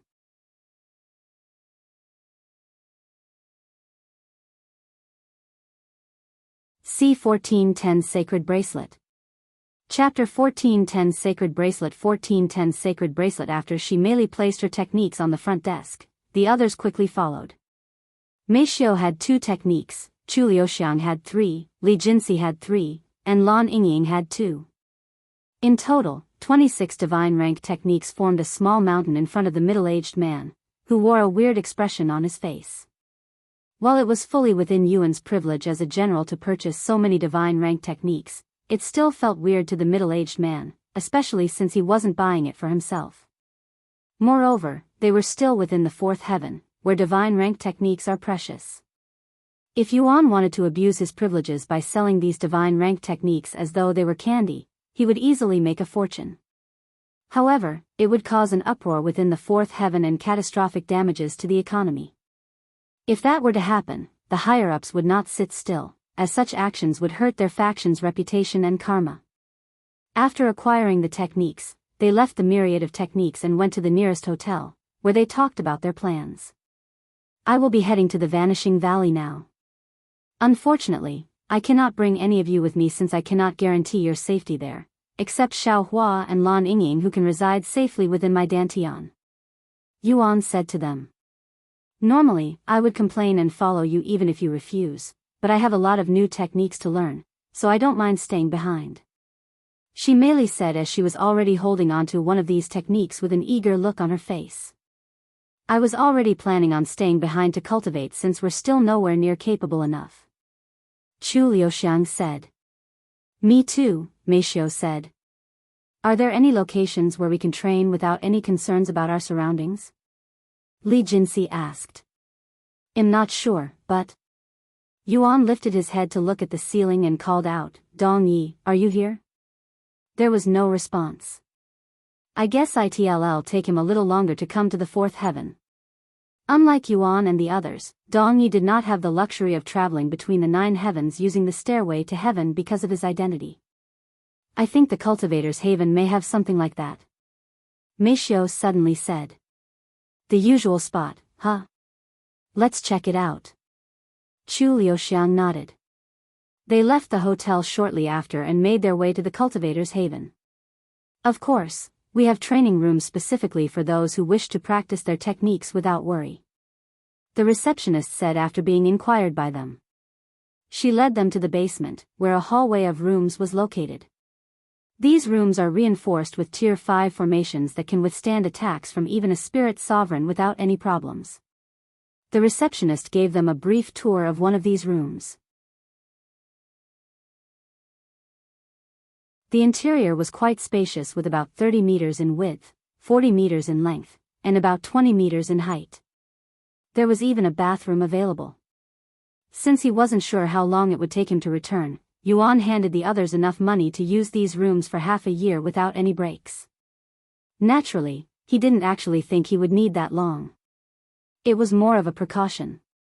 Before leaving, Yuan retrieved the Abyss Piercer from his spatial ring and offered it Meishiu. I want you to have this. This is. I don't even have the power to wield this bow. Meishiu stared at the beautiful black bow in her grasp with a dumbfounded look on her face. I am well aware, but you'll eventually be able to wield it. Yuan smiled, and he continued, it even looks similar to my starry abyss. I think they were made with the same materials. Yuan showed his starry abyss, and sure enough, the blade looked like it was made with abyss crystal, the very same material used for the Abyss Piercer. Thank you. I will treasure it. Meishiu said with a warm smile on her face. Before he left her training room, Meishiu gave him a passionate kiss on the lips that lasted for several seconds. Yuan visited Lan Yingying last. Although she could have followed him, she decided to stay behind to train as well. While she was stronger than Li Jinxi and the others from Earth, she still fell behind Xiaohua and Xiaohua. Here, I want you to have this. Yuan handed the other treasure he acquired from the Celestial Overlord's treasury to her. A bracelet. Lan Yingying accepted the silver bracelet with a curious expression on her face. The moment she touched the bracelet, she sensed a connection with it, almost as though they were fated to be together. Sacred bracelet, grade, ancient, quality, peak, description. A beautiful bracelet forged in sacred fire. Increases the wearer's efficiency and power by 500% when using fire-related techniques. Its effects will double when using sacred fire. When Yuan saw this bracelet, he instantly thought of Lan Yingying, who could wield sacred fire. This bracelet will improve your sacred fire's efficiency and power, Yuan explained its effects to her. It boosts the power of my sacred fire?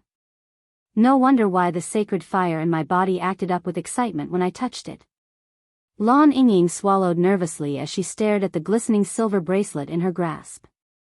I don't know how to thank you, she said with a troubled look on her face. You don't need to repay me for it, really. Even if you say that, this treasure is too. Yuan suddenly placed his palm on her head and started aggressively rubbing it, causing her hair to fly everywhere. His random action left Lan Yingying speechless. Yuan chuckled at her appearance and said, don't even think about it. Lan Yingying slowly nodded her head, her face flushed with redness. After leaving Lan Yingying's room, Yuan left the Cultivator's Haven with Xiaohua by his side. Are you ready? He asked her.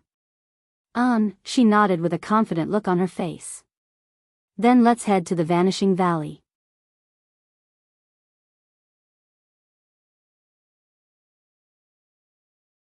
C1411 Vanishing Valley. Chapter 1411 Vanishing Valley 1411 Vanishing Valley. After leaving the Cultivator's Haven with Xiaohua, Yuan went to find the teleportation device in their city. When he found it, Yuan approached the individual managing it and said, I'd like to travel to Black Fog City. Black Fog City? That's very far away from here, so it'll cost 200,000 spirit stones. The manager said 200,000, right? Here. Yuan paid the money without hesitation. The manager took a moment to count the spirit stones before nodding his head. All right, I have confirmed your payment. Give me a few minutes to adjust the device. As he waited for the device, Yuan recalled the directions Dong Yi had given him to the Vanishing Valley. A few minutes later, Yuan stepped through the teleportation device, traveling to the other side of the world in the blink of an eye. The instant he emerged from the portal, he was met with an eerie scene. His view was obstructed by a black fog that seemingly engulfed the entire city. The atmosphere was chilling, and it felt like he had already arrived at the Shadow Realm. Of course, Yuan had learned of this place before his arrival, so he wasn't shocked by the scene. The fog is thicker than I'd anticipated. Luckily, it doesn't have any harmful effects on the body. Still, how does one live in such an environment? He wondered to himself as he started walking north. While the black fog obstructed his vision, he had no issues seeing with his divine sense. When he used his divine sense to examine his surroundings, he sensed hundreds of thousands of presence within the city. Surprisingly, there were more residents than he anticipated. Due to the environment, the cost of living within the city was extremely low, making it an ideal place to live for those without money, and since the black fog was only aesthetically unpleasant and somewhat inconvenient, many people chose to live here despite the ghastly atmosphere. As for the black fog, it originated from the Vanishing Valley. Given the close proximity of Black Fog City to the Vanishing Valley, it was an unavoidable inconvenience. After leaving the city, Yuan flew high into the sky, where the fog couldn't reach, and he continued moving north. As he approached the Vanishing Valley, the black fog thickened and ascended higher into the air. Gradually, it began emitting a faint and unpleasant dusty smell. Yuan reacted by covering his body in a thin layer of spiritual energy, separating himself from the smell. A few days later, Yuan stopped moving when he noticed thousands of signs in the distance. Vanishing Valley ahead. Stay away. Turn around. Turn around. Turn around. Only death awaits those who ignore the warnings. Danger. Danger. Danger. Thousands of such signs were positioned before the Vanishing Valley, spanning for miles and forming a bizarre barrier that couldn't be disregarded. If Yuan had come across this place by accident and seen these signs, he would have turned around without any hesitation. Unfortunately, he came here with a very specific goal in mind, and that goal was only achievable if he entered the Vanishing Valley. After taking a deep breath and mentally preparing himself, Yuan flew past the signs and entered the Vanishing Valley several miles ahead. The instant Yuan passed the tree line that was within the Vanishing Valley's territory, he sensed a subtle change in the atmosphere, almost like head slipped through an invisible wall. He turned around to find that the tree lines he had just traversed had vanished entirely, replaced by an expansive emptiness stretching for countless miles. So this is the illusion that Dong Yi mentioned, huh? He mumbled in a low voice. Yuan didn't linger and continued moving forward. Unfortunately for him, there were no maps of the Vanishing Valley, so he could only wander aimlessly until he found something recognizable, such as the giant sword that Dong Yi had warned him about. However, he couldn't afford to travel too swiftly or recklessly, given the presence of innumerable magical beasts roaming the Vanishing Valley, with many capable of rivaling even immortal cultivators. Xiaohua left his Dantian shortly after they entered the Vanishing Valley, accompanying him by his side to ensure that he wouldn't feel alone in this dangerous land. Several hours into their journey, they encountered their first magical beast. Careful, there's a magical beast hidden within the fog about a mile away, Yuan said out loud. This magical beast resembled a giant toad. It had purple skin with large black needles on its back, almost like that of a porcupine. Spirit enlightenment. Yuan could tell its cultivation at a glance. That's a great violet toad, brother Yuan. The needles on its back are coated in a deadly poison that could kill a divine warrior expert in seconds, and it has the ability to shoot them out of its body like a projectile. Xiaohua said, showcasing her knowledge. Yuan nodded. He summoned the Empyrean Overlord and threw it at the great violet toad, killing it in a single hit. Ding. Huh. That toad was an elite boss? Yuan was not expecting to see an announcement for such a simple kill. Brother Yuan, you should salvage its needles. They are quite valuable even in the upper heavens. Xiaohua said to him afterward. Yuan nodded and collected the needles. Great violet toad's needle, material, description, very durable and contains deadly poison, Now that I have it in my hands, it kind of resembles the black anguish needle I acquired some time ago. Perhaps it was created with this? Yuan expressed his thoughts after seeing their familiarities. Most spiritual treasures are created with parts salvaged from magical beasts, so it's very likely. Xiaohua said. After storing the needles, they resumed their journey. Half an hour later. Another elite boss? Don't tell me all of the magical beasts in the Vanishing Valley are such entities. Yuan muttered in a dazed voice as he glared at the announcement with a weird look on his face.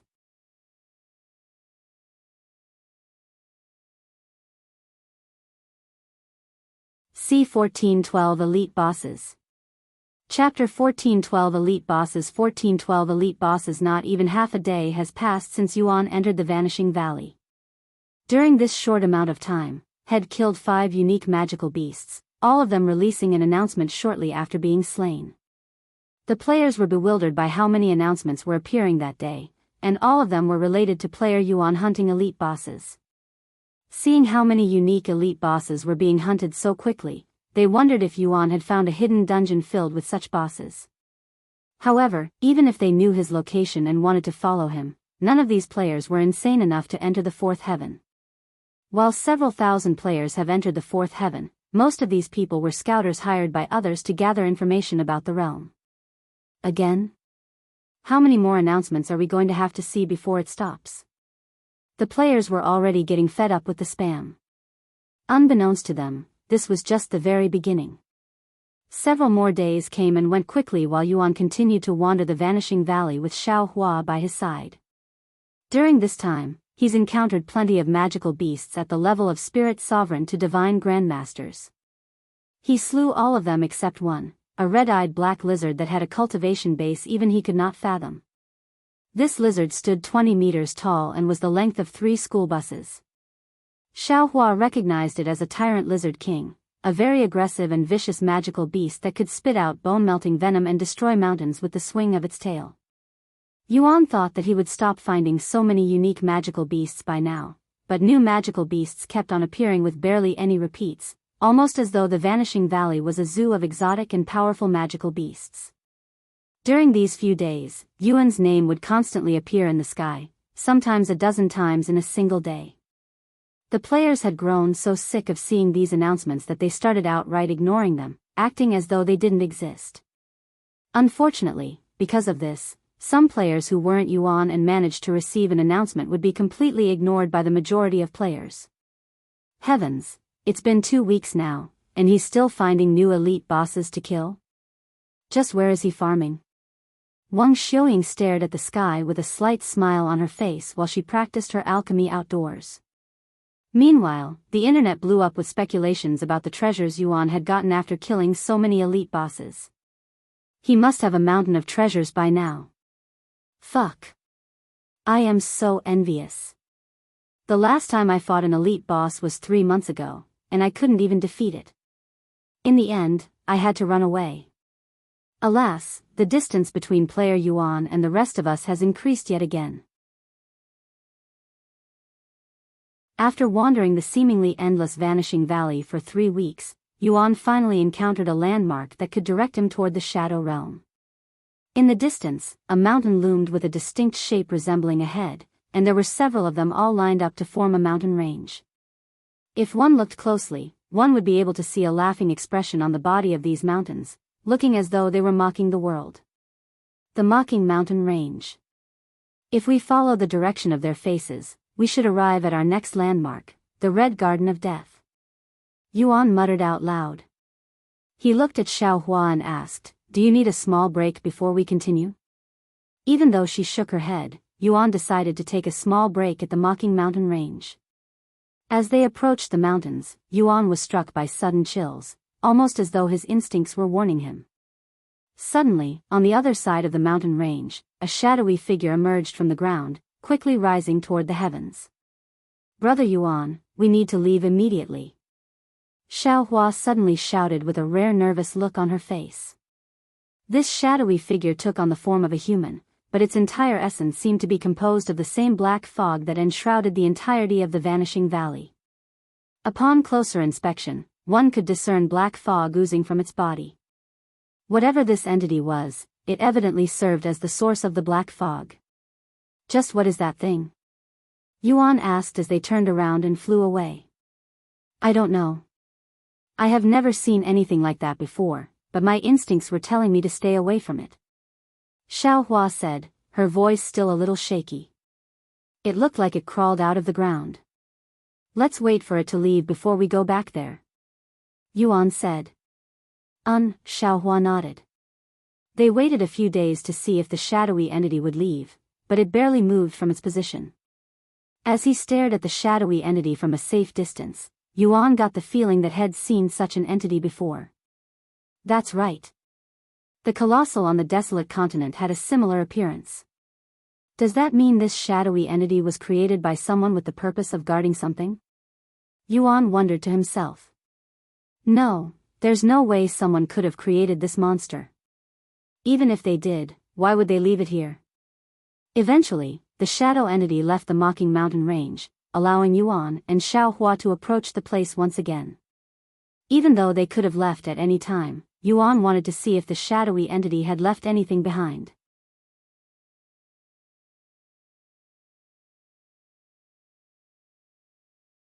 C1413 Red Garden of Death.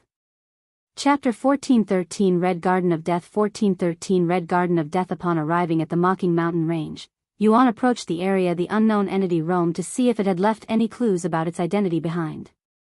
Even though he wasn't particularly interested in the entity itself, he had a weird feeling when he saw it, almost as if he was connected to it in some ways.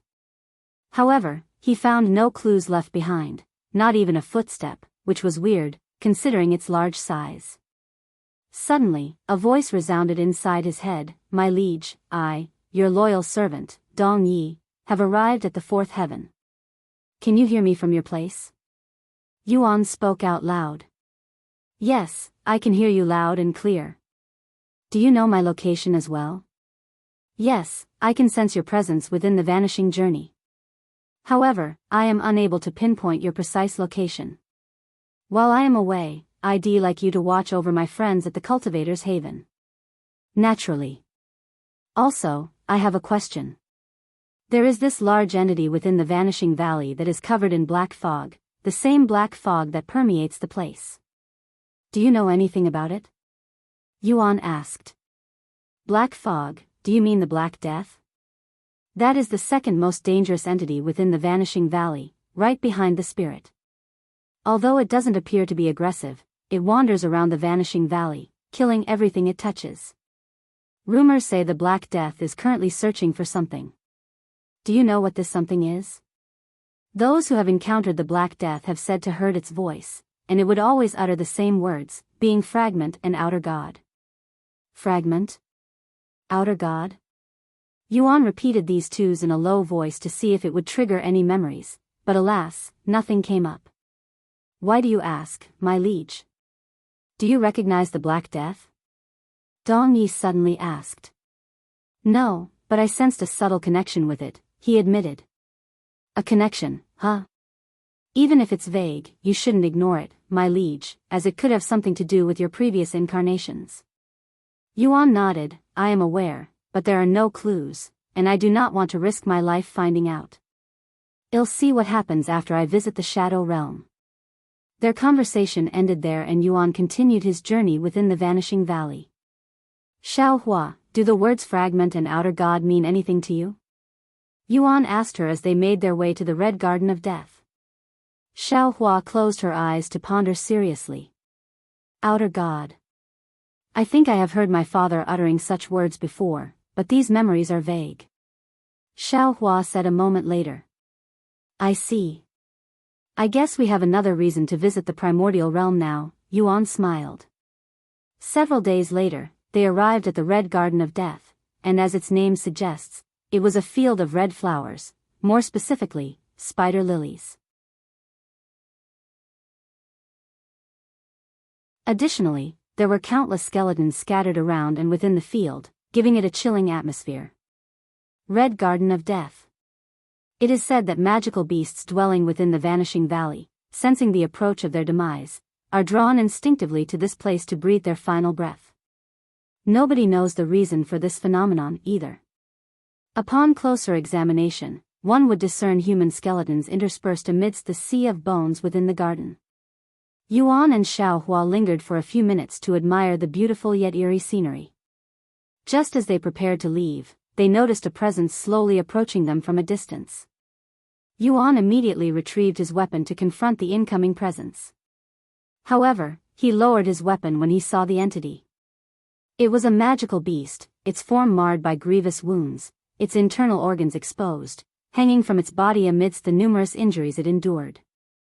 The magical beast walked into the Red Garden of Death with rigid movement until it could no longer lift a leg, collapsing in the middle of the garden.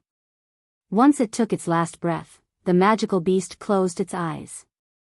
Then, the spider lilies within the Red Garden of Death abruptly began exuding a crimson-hued gas that enshrouded the field.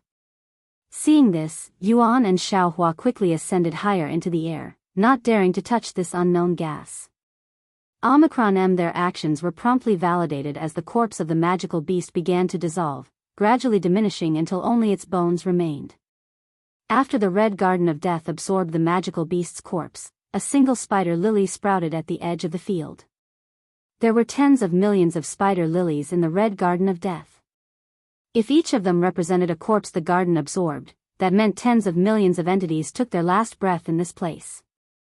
Let's head to our next destination, the Vanishing Pond, Yuan said a moment later. Xiaohua nodded. Fragment of Outer God, a hoarse and chilling voice suddenly resounded, causing Yuan and Xiaohua to turn around. To their surprise, the Black Death had appeared behind them like a ghost without any warning. It was still several miles behind them, but it was close enough to send shivers down their spines. Seeing this, Yuan wrapped his arm around Xiaohua's small waist and ran with Vermilion Phoenix dominating the heavens, escaping towards the direction of the Vanishing Pond as though their lives depended on it. That was dangerous. I couldn't sense its presence even though it was so close to us. Yuan cried inwardly. If the Black Death hadn't spoken, it could have sneaked up on them with ease. The realization of potentially perishing without even discerning it brought home the gravity of his predicament within the Vanishing Valley.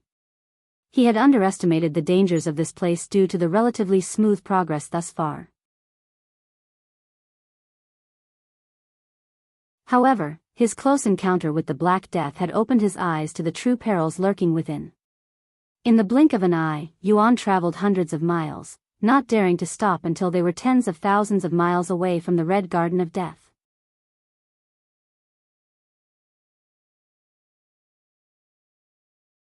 C1414 Black Death. Chapter 1414 Black Death. 1414 Black Death, that was dangerous, a little too dangerous. Yuan sighed out loud after looking around without seeing the Black Death in sight. Sorry for grabbing you so suddenly, Xiaohua. He quickly realized that he was still carrying her like luggage and released her. It's okay, she shook her head. If not for the dark atmosphere, Yuan would have noticed her cheeks were rosy. I was captivated by the Red Garden of Death and stopped using divine sense for a moment, but I will not make that mistake again. Xiaohua then said, it's not Brother Yuan's fault.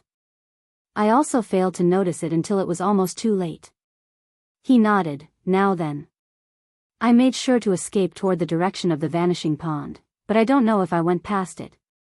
The Vanishing Pond has this phenomenon where it disappears for several hours every few minutes. The Vanishing Pond was exactly several thousand breaths from the Red Garden of Death if one moved at a certain speed. Unfortunately, Yuan was too occupied to count his breaths or control his speed, so he had no clue if he had gone too far or still needed to travel some more. The only way we'll find the entrance to the Shadow Realm now is.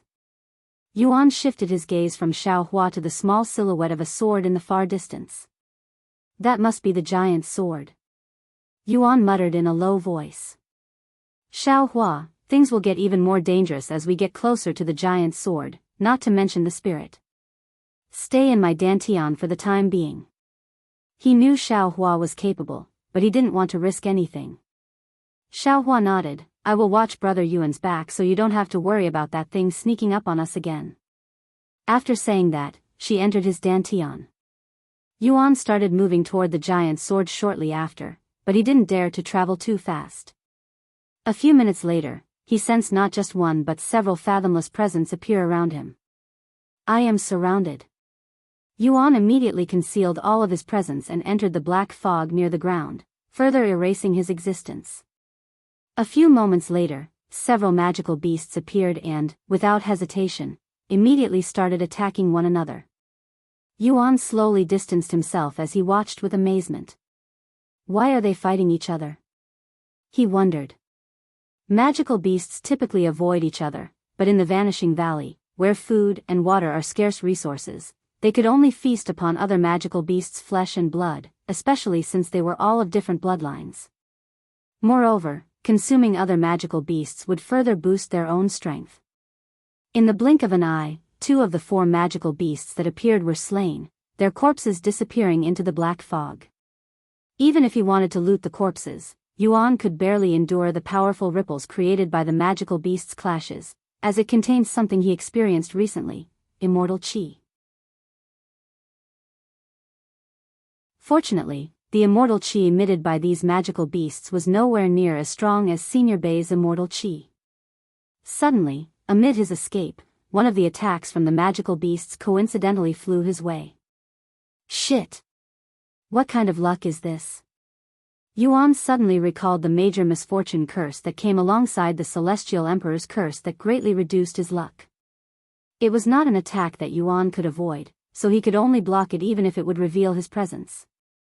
He gathered as much spiritual energy as he could in a short amount of time and released it at the incoming attack. Boom!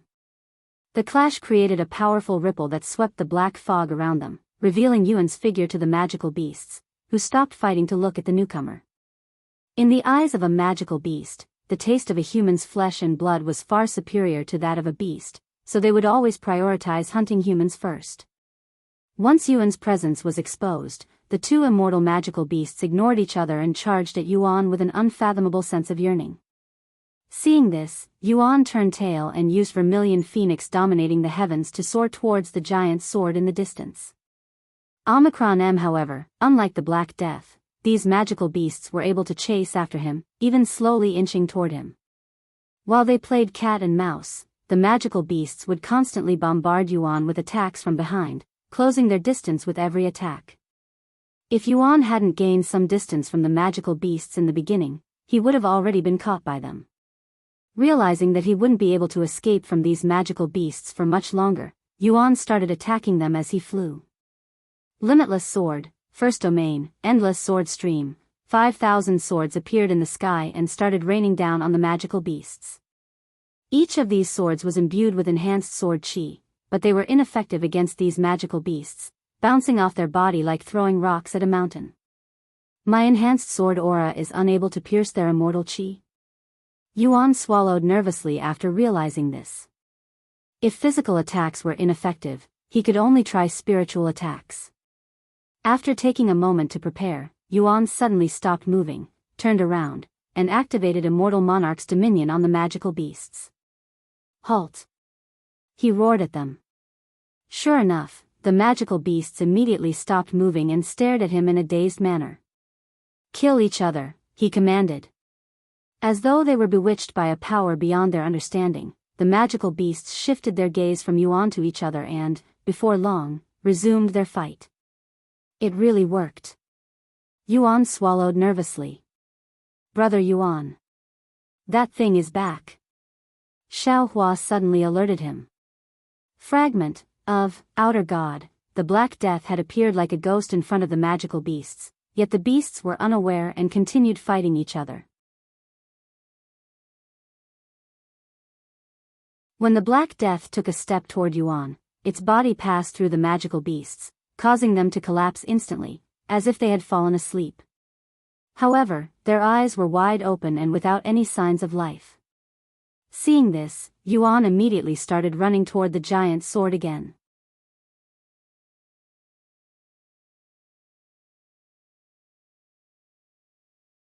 C1415 Giant Sword. Chapter 1415 Giant Sword. 1415 Giant Sword. As Yuan soared through the vanishing valley at neck-breaking speed, he heard a chilling voice resound from behind. Fragment of Outer God. Brother Yuan. That thing is chasing after you. Xiao Hua alerted him in a nervous voice. Why now? It didn't follow us before. Yuan cried out loud. He turned to look back, and sure enough, the Black Death was chasing after him with large strides. It was a terrifying scene straight from horror movies, sending chills throughout Yuan's body. He gritted his teeth and tossed several sword lights infused with enhanced sword aura at the Black Death. As the sword lights made contact with the Black Death, they penetrated its body, vanishing within it. Yuan was baffled by what had just witnessed. The enhanced sword aura had completely vanished within the Black Death's body, almost as though they were erased from existence. Dong Yi. Does the Black Death have any weaknesses? Yuan shouted out loud, hoping Dong Yi could hear him. A few moments later, Dong Yi responded, but it was not what Yuan had hoped to hear. Regrettably, the Black Death possesses no discernible weakness. Anything it comes into contact with perishes, whether it be spiritual energy or treasures. In essence, that entity is effectively invincible. Well, I am being chased by said invincible being right now. Do you have any advice to get me out of this situation? He asked. What? Why would the Black Death chase after you, my liege? It's known for ignoring everything even when provoked. Are you sure it's not a coincidence the Black Death is moving in your direction? Coincidence, my ass. It's literally running after me, he cried. Dong Yi frowned when he heard this, and he pondered whether he should intervene in this situation or let fate handle it like usual. No. Fate led him to the Vanishing Valley for a reason. I cannot intervene, or my liege will grind these old bones once he fully recovers his memories. Dong Yi quickly came to a decision. He then said, You are not fated to die in the Vanishing Valley, my liege. Just do whatever you usually do. Thanks for the help. Yuan exclaimed in a sarcastic tone. He continued soaring toward the giant sword over the next several days, ignoring all of the magical beasts he encountered, even the ones that attacked him. After all, even if he didn't lift an arm, the Black Death chasing after him would kill them with a simple touch. During these several days, Yuan analyzed the Black Death as he escaped from it. He noticed that none of the magical beasts there were able to see or sense the Black Death, almost as though it was invisible to them. It didn't matter if these beasts had immortal Qi or not, and because none of them could sense the Black Death, some would walk into its path and unknowingly perish.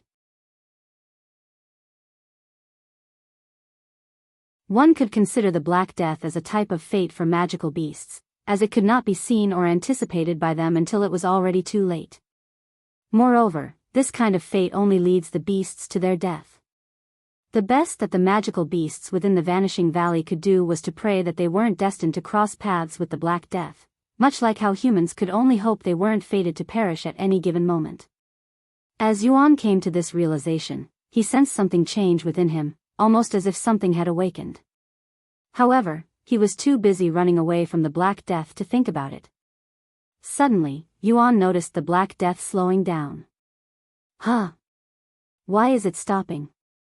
Yuan didn't think for a second that the Black Death might have gotten tired of chasing after him and quickly deduced that it was probably unwilling to approach the giant sword for some reason. Seeing this, he continued approaching the giant sword. The Black Death eventually stopped chasing after him and disappeared. However, without realizing it, Yuan had gotten much closer to the giant sword than had anticipated. Although Senior Bai had warned him to not get too close to the giant sword, he wanted to see the mentioned spirit even if it was just a glimpse.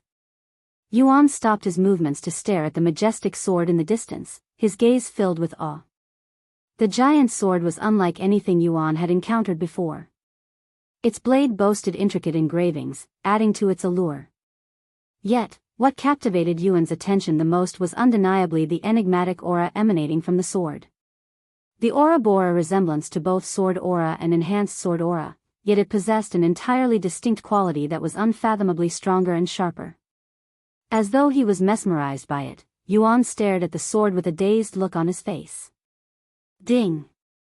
Omicron M, even the system cannot identify it? Yuan muttered to himself as he saw the notice. Suddenly, before he could even take a moment to contemplate the mysterious aura, Yuan's entire body shuddered, as if it were warning him of imminent danger. He instinctively used his movement technique. The very instant Yuan moved, a potent sword aura descended upon the spot where he had stood just a split second ago, blowing away the black fog and creating a massive 10-mile-long sword mark in the ground. This sword mark was also so deep that one would not be able to see the bottom with their bare eyes. Yuan stared at the sword mark with wide eyes, his back soaked in cold sweat. Fuck. Even my regeneration ability wouldn't be able to save me if I was struck by such a devastating attack. He cried inwardly. Brother Yuan. Look at the top of the sword. Xiao Hua suddenly said. Yuan lifted his gaze to the very top of the giant sword, where a silhouette that hadn't been there moments before silently observed him. The spirit. Yuan immediately recognized the identity of this silhouette even though he couldn't see its appearance.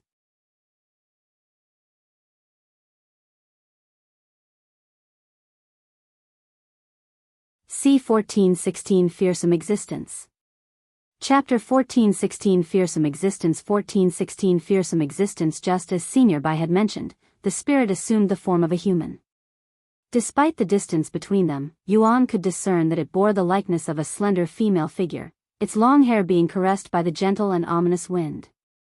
Yuan tried to take a closer look at this spirit, but there was an invisible force that blocked his divine sense from approaching it after a certain distance. It was clear that the spirit did not welcome his gaze. However, after the initial attack, the spirit did not attack Yuan again, almost as though it was only trying to warn him, or so he thought. The next moment, he watched as the spirit raised its arm before swinging it in his direction. Shah! Boom! A potent sword light lashed out at Yuan's location like a whip, carving another deep sword mark into the ground, stretching for miles. Brother Yuan, what are you doing? We need to get out of here as soon as possible. That is not an opponent you can fight. Xiao Hua exclaimed in a terrified voice. Even with all the time he had spent with her, Yuan had never witnessed Xiao Hua display such evident fear before.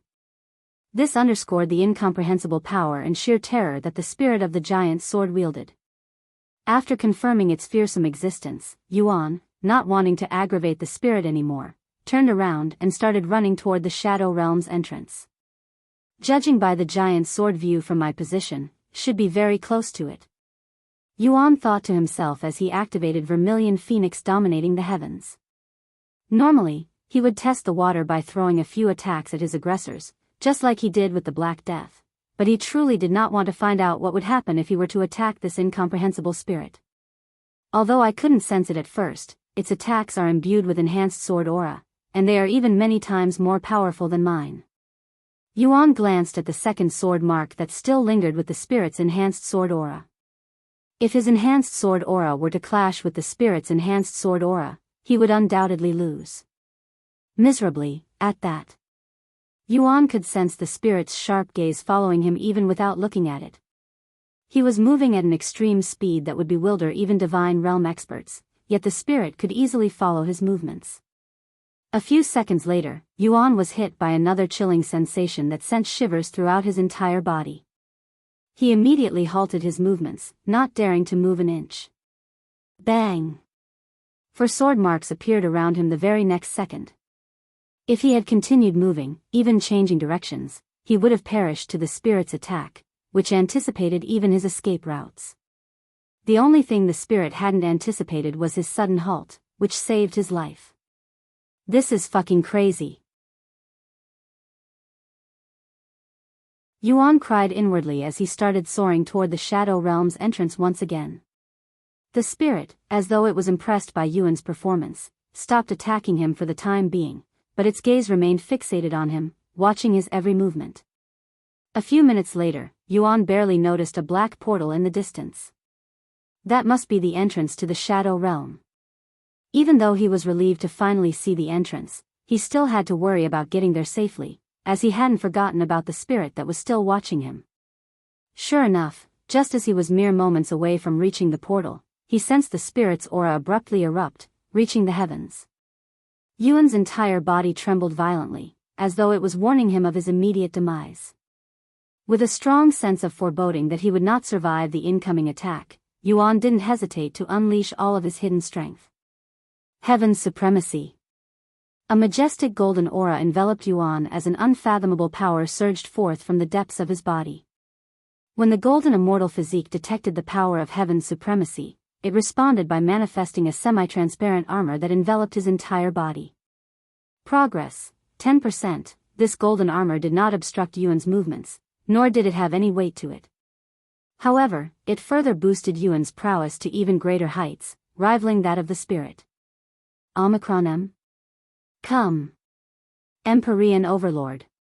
Yuan summoned his sword and activated God of War's astral arts. The spirit's figure visibly shook after seeing the Empyrean Overlord. It instinctively pulled back its attack, but it acted a little too late. A massive amount of spiritual energy and enhanced sword aura descended upon Yuan, surpassing the attack he used on Senior by several times.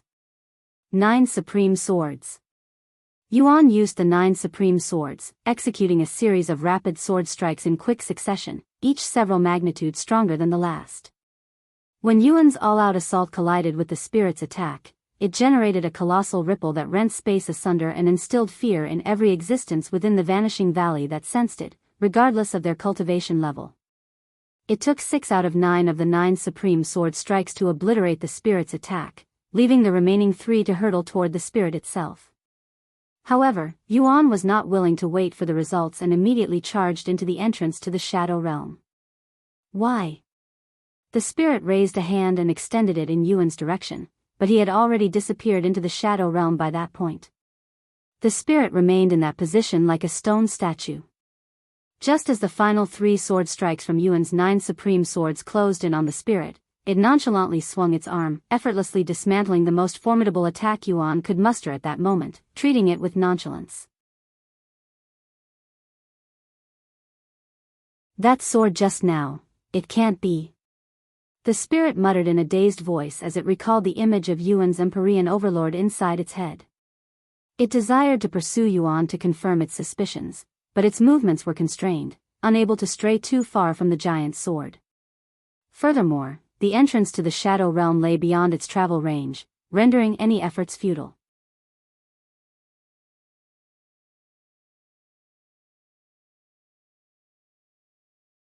C1417 Returning to the Shadow Realm. Chapter 1417 Returning to the Shadow Realm. 1417 Returning to the Shadow Realm. Upon escaping into the Shadow Realm, Yuan took a good minute to breathe after nearly losing his life to the spirit's devastating attack. I have never been so close to experiencing death, not even when I actually died inside the Nameless Emperor's tomb. Yuan cried out loud as he fell flat on the cold ground. That spirit was immensely powerful, perhaps even stronger than Senior Bai. Xiaohua came out of his dantian to comfort him, yet you managed to escape unscathed, Brother Yuan. Yuan looked at his sweaty palms and sighed, yes, but at the cost of my last usage of heaven's supremacy. Unless I gain its approval, I won't be able to call forth its power again, and we might have to face that spirit again once we leave the Shadow Realm. Without heaven's supremacy, Yuan knew he had no hopes of escaping the spirit a second time. In fact, he believed that even if he had unlimited usage of heaven's supremacy, it still wouldn't be close to enough to defeat the spirit at his current strength. Once head rested enough and composed himself again, Yuan examined his surroundings. Just as when he first entered the Shadow Realm back at the Dragon Essence Temple, he found himself amidst a desolate and dilapidated cityscape that looked like it had been void of life for eras. However, there were no trials for him to do. Is this place located in the same dimension as the Dragon Essence Temple's Shadow Realm? Yuan voiced his concerns aloud, feeling a twinge of worry at the possibility of them being separated, as it meant he wouldn't be able to search for the God Ascension Realm experts he met before in this Shadow Realm. However, he quickly recollected one of the God Ascension Realm experts mentioning that the Shadow Realm had multiple entrances. Hence, there was a reasonable likelihood that they existed somewhere within this particular Shadow Realm. The only challenge lay in locating them amidst this vast and unfamiliar terrain. Where should I begin? He sighed. Unlike the Vanishing Valley, where he was given instructions on reaching the Shadow Realm, he had no clue where to even begin once he arrived at the destination. In the end, he could only think of one solution. I guess we'll have to wander around until we find something again, he muttered. His divine sense was strong enough to cover the entire abandoned city and even several miles outside, where the real Shadow Realm was located. Once Xiaohua returned to his dantian, he went into the sky and flew outside the city, entering the Shadow Realm. Immediately after leaving the city, shadowy entities of various shapes and sizes began appearing around Yuan, their red eyes staring at him with immense bloodlust. Human. Human. Human. Their hoarse voices constantly resounded, reminding Yuan of his first encounter with these banished souls. However, unlike when he was only a spirit grandmaster, he was not completely clueless in the Shadow Realm and even had sufficient prowess to wander the place without worrying too much about the banished souls. The banished souls were also slightly stronger than he remembered, but they weren't nearly strong or fast enough to threaten him as long as he paid attention. They were most likely powerful cultivators in the past, but they've been reduced to such a pitiful state after wandering as a trapped soul for countless years. Only someone with a cruel and indifferent heart could do such a thing to them. Xiaohua voiced her sentiments, expressing sympathy for these banished souls, noting the resemblance of their plight to that of exiles within the primordial realm. Similar to these banished souls, exiles themselves are trapped within the primordial realm by the celestial emperor. However, exiles, at the very least, retain their physical bodies and possess a glimmer of hope for eventual freedom through the Supreme Heaven's legacy. Meanwhile, banished souls are forsaken and left to languish in this dark and desolate realm. Though they may harbor a flicker of hope that someone like Yuan might appear to rescue them from the Shadow Realm, such occasions are less likely to occur than an exile completing the Supreme Heaven's legacy, as not even immortal cultivators dare to venture into this forbidding domain. As Yuan ventured deeper into the Shadow Realm, the banished souls grew progressively more powerful, their bloodlust for him intensifying with each passing moment. Senior Bai warned me to not attack them since it will aggravate them even further, but they will eventually overwhelm me at this rate. Yuan sighed inwardly as he contemplated using Dragon's Gaze on these banished souls. In the end, he decided to scare them a little without actually hurting them. He activated Dragon's Gaze without directing it at any of the banished souls, serving it as a warning to them. Scram if you don't want your soul to perish. Yuan let out a resounding roar, his voice amplified by soul strength. When the banished souls perceived the formidable prowess of Yuan's soul strength, they abruptly ceased their pursuit and even fled as if their lives hung in the balance. Though they may not have the intelligence to comprehend it, their instincts, honed through their experiences in life, could sense impending doom and instinctively recoil from it. That worked better than I'd anticipated. Yuan thought to himself as he continued wandering the Shadow Realm without a single banished soul in sight. However, it was not as though the banished souls vanished entirely. Yuan could still perceive them with his divine sense. They remained present, albeit at a distance, silently observing his every movement, as if they were waiting for him to lower his guard, their moment to strike. Knowing this, Yuan didn't dare to ease his guard and continued to exude some of his soul strength once in a while as a reminder to these banished souls that he still could erase their existences at will.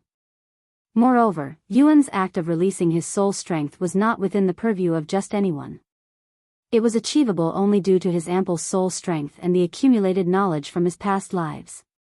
Typically, only immortal cultivators who have cultivated their souls for centuries would dare to use their soul strength in such an extravagant manner, as it could potentially inflict harm upon their soul if executed incorrectly or impulsively. Yet, Yuan executed it with ease, as if it was second nature, akin to the act of breathing.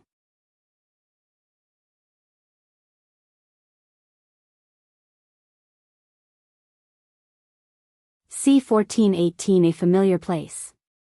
Chapter 1418 A familiar place 1418 A familiar place. Now that no banished souls dared to approach him, Yuan found traveling the Shadow Realm much more relaxed. However, it didn't mean it was a leisure journey, as he had to focus on controlling the amount of soul strength he exuded. If he exuded too much, it might hurt the banished souls, causing them to rampage, but if it's too weak, it would not keep them away. Moreover, he had to be careful with such an act entirely, as it could easily backfire and damage his soul. Fortunately for him, his soul cultivation technique Heaven's Indomitable Soul constantly recovered his soul strength, or else he wouldn't have been able to use such a method. Several days later, Yuan still wandered the Shadow Realm without any clue as to his location. However, he noticed the banished souls growing stronger and stronger, requiring him to use more soul strength to keep them away. At the rate their strength is growing, I won't be able to keep up in another week or so, Yuan thought to himself. 3 days later, Yuan noticed another city in the distance. He immediately approached it. Upon entering the city, none of the banished souls dared to follow him past the city walls, almost as though they were forbidden from doing so. Yet, Yuan was unable to sense anything odd around the city, nothing that could explain why the banished souls refused to enter the city. He thought there was a formation around the city that kept the banished souls away, but he couldn't sense anything like that. Even if it was a powerful level 9 formation, he should still be able to sense it to a certain extent. Since he didn't have to worry about the banished souls appearing in the city, Yuan took this time to recover his soul strength and take a break. Once he fully recovered, Yuan did not immediately continue his journey and flew into the air to examine the city. This city isn't the same as the previous city, but it bears some resemblance, almost as though it's from the same city, just separated. Yuan muttered. He decided to look around the city to see if there were any more clues. As he strolled throughout the city, he felt a sense of nostalgia, almost as if he'd been to this place before it turned to such a sorry state. But where have I seen this place? He looked at the stores and such, hoping it'd trigger something within him. Golden dumplings. House of Starlight. Lao's perfect noodle. Unfortunately, the place was too small, and seeing the store names only further strengthened the feeling that he had been to this place before. If this is only a part of the whole city, there should be other similar places in the Shadow Realm. Perhaps I will find my answer once I visit enough of them. With this thought in mind, Yuan immediately left the city to find the next one. Even though he didn't know where he was going, Yuan moved with a sense of purpose without feeling hopeless or lost, as though he instinctively knew the layout of the Shadow Realm. He encountered another city 5 days later. I am certain now. This is just a portion of a city, and I have been to this city before. Yuan confirmed his suspicions after visiting the third city. However, he couldn't recall where and when he visited the place before, no matter how hard he racked his brains. He left the city to find the next one. However, the strength of the banished souls had reached the level where even Yuan could not keep them away with his soul strength without injuring them, so he had to return to avoiding them. This time, it took nearly 2 weeks to reach the next city. Unlike the first 3 cities, there was something distinctly different about this one. At its heart stood a towering and majestic pagoda, its height seemingly reaching the heavens themselves. So striking was its presence that Yuan spotted it from miles away. When Yuan saw this pagoda, a name immediately appeared inside his head, but he didn't dare to jump to conclusions. When he reached the city walls, he noticed a worn-down sign lying on the ground right before the entrance to the city. His expression froze when he read the words on the sign. Ah! As I thought, this place is City of Xian. Indeed, this place was the home of Tian Xian, also known as the evil god who slew the first celestial emperor, an evil abomination that killed millions of cultivators, enough to create an ocean of blood and mountains with corpses.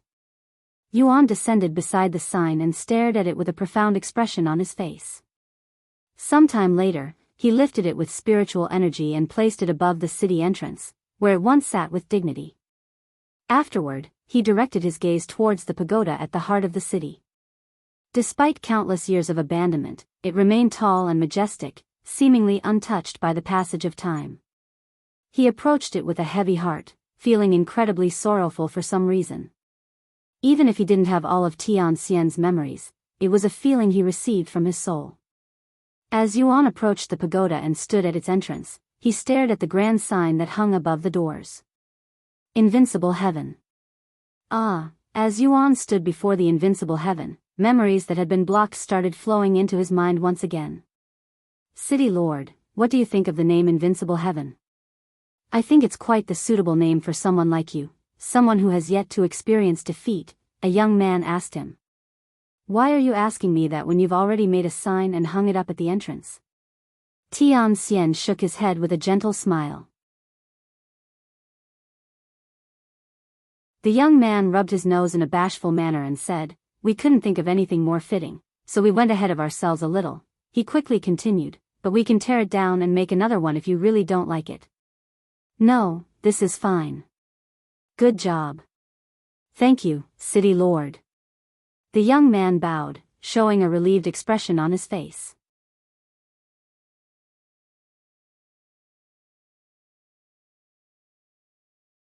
C1419 Invincible Heaven. Chapter 1419 Invincible Heaven. 1419 Invincible Heaven. As Yuan recalled his time as the city lord of the city of Xian, he opened the doors to the Invincible Heaven and entered it. The first floor served as the lobby, where his citizens would frequently line up to discuss their grievances with the city, among other matters. During his time as the city lord, Tian Xian would seek advice from the citizens to improve the city's lifestyle. My name is. I live at. I am here today because I have an issue with my neighbor. I have a business at. I am here to see if I can delay my taxes this month due to. The citizens visited Tian Xian for all sorts of reasons, even minor issues that weren't related to the city at all. Normally, such requests would only be deemed a waste of time and immediately turned away, but Tian Xian listened to everyone, regardless of how insignificant it may seem. Because of this, he was trusted by all of the citizens, as well as being highly respected by them. And it was to the point where some would claim that the citizens trusted their city lord more than their own family. The second and third floors served as waiting areas for these citizens. From the fourth floor and upward, Tian Xian utilized the space as training rooms and living quarters for his soldiers. The Invincible Heaven was crafted using precious materials capable of withstanding blows from even immortal cultivators, and each floor could easily accommodate several people. Despite its towering height, Tian Xian considered it an unnecessary extravagance, a waste of resources. However, the builders were resolute in creating a structure befitting his status, resulting in the magnificent pagoda that could accommodate thousands despite being intended for a single occupant. Good morning, City Lord. City Lord, do you have a minute to spare? I would like to test out a new technique that I've recently created on you. Everyone in the city of Xian held deep love and respect for Tian Xian. He had transformed a humble backwater village, devoid of any significant resources, into a formidable and wealthy city boasting its own military might, surpassing even many major cities in the region. Tian Xian himself was a formidable warrior, renowned far and wide as an undefeated prodigy capable of beating opponents an entire realm above his own cultivation.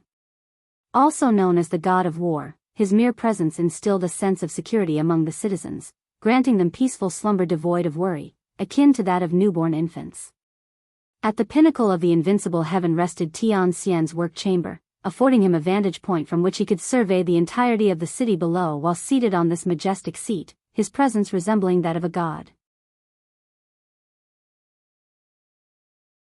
Upon reaching the summit of the pagoda, Yuan removed the thick layer of dust on an object that had settled over millions of years, revealing the gleaming surface of the golden throne beneath, before taking his seat upon it. As he sat on the throne, even more memories flowed into his mind. City Lord, the Celestial Emperor's messenger is here to request your aid once again. A soldier approached him with a troubled expression, relaying the news. No matter how many times he sends his messengers, my answer will always be the same. I have no interest in aiding him in a war that was created by his own ego and obsession. I will not send my soldiers to their death for someone like him. I will let the messenger know. The soldier said before leaving. Naturally, the soldier refrained from conveying Tian Xian's response word for word to the messenger, recognizing that it could be interpreted as a declaration of war by the Celestial Emperor. During Xian's era, the Celestial Emperor wielded unchecked power, intoxicated by his own authority. He would hog all of the resources for himself and eliminate any perceived threat, regardless of the consequences for the world at large. However respectfully the city of Xian may decline to support the Celestial Emperor in his war, it would eventually be perceived as defiance, even opposition. In the eyes of the Celestial Emperor, refusal to ally could only be interpreted as enmity. As expected, after 3 refusals, the Celestial Emperor ceased sending messengers and instead dispatched soldiers of war to the city of Xian to pressure Xian. Unfortunately for the Celestial Emperor, Xian wasn't some pushover and immediately got rid of these soldiers who dared to threaten his city. Yet, despite Xian's resistance, the Celestial Emperor persisted, sending increasingly larger forces with each encounter, determined to assert his dominance over the city of Xian. This back and forth continued for a few years until the Celestial Emperor had enough and adjusted his plan slightly. However, this sudden change in tactics resulted in an incident that marked the end of a concluding war and the start of an even bigger war that lasted for thousands of years, as well as the birth of a fearsome entity known as the Evil God. After taking another moment to look around, he stood up and said, "There's a nearby place that I would like to visit. Let's make a slight detour." After departing from the Invincible Heaven, Yuan proceeded on foot towards a particular building situated several minutes away. Yuan wiped away the dust covering the metal tag next to the gate, revealing the surname Tian flawlessly engraved on it. Indeed, had returned to his old home, where he lived a humble life with his beloved wife. Upon entering the building, he immediately walked to a specific room on the 2nd floor. When he saw the interior, he recalled what the stairway to heaven showed him during his previous trial. Meisho, Yuan gritted his teeth and clenched his fists upon entering the blood-stained room, where the walls and ceiling were tainted with brown, dried-up blood from countless years ago, suggesting that someone had met a grisly fate within those confines.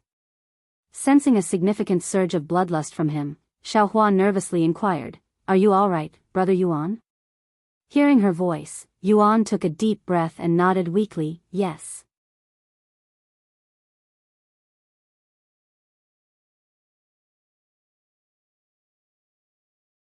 C1420 Basement. Chapter 1420 Basement 1420 Basement. After spending a moment staring at the gruesome scene before him, Yuan released a deep sigh before turning around and walking out of the room. He walked back downstairs until he reached the basement. A thick cloud of dust smacked into Yuan's face when he opened the basement door, but he reacted quickly enough to block it. Upon walking down the staircase that creaked with every step, Yuan arrived at a small room that had visited before during a trial within the stairway to heaven. The room seemed empty at first glance besides the obvious dust covering every inch of the place, but Yuan approached one of the walls in a manner that suggested something was there. He closed his eyes and stood there in silence. A few moments later, he muttered a few inaudible words. A profound ripple swept the room in response, revealing a red portal standing right in front of Yuan. After seeing this portal, Yuan walked into it without any hesitation. Another world existed on the other side of the portal.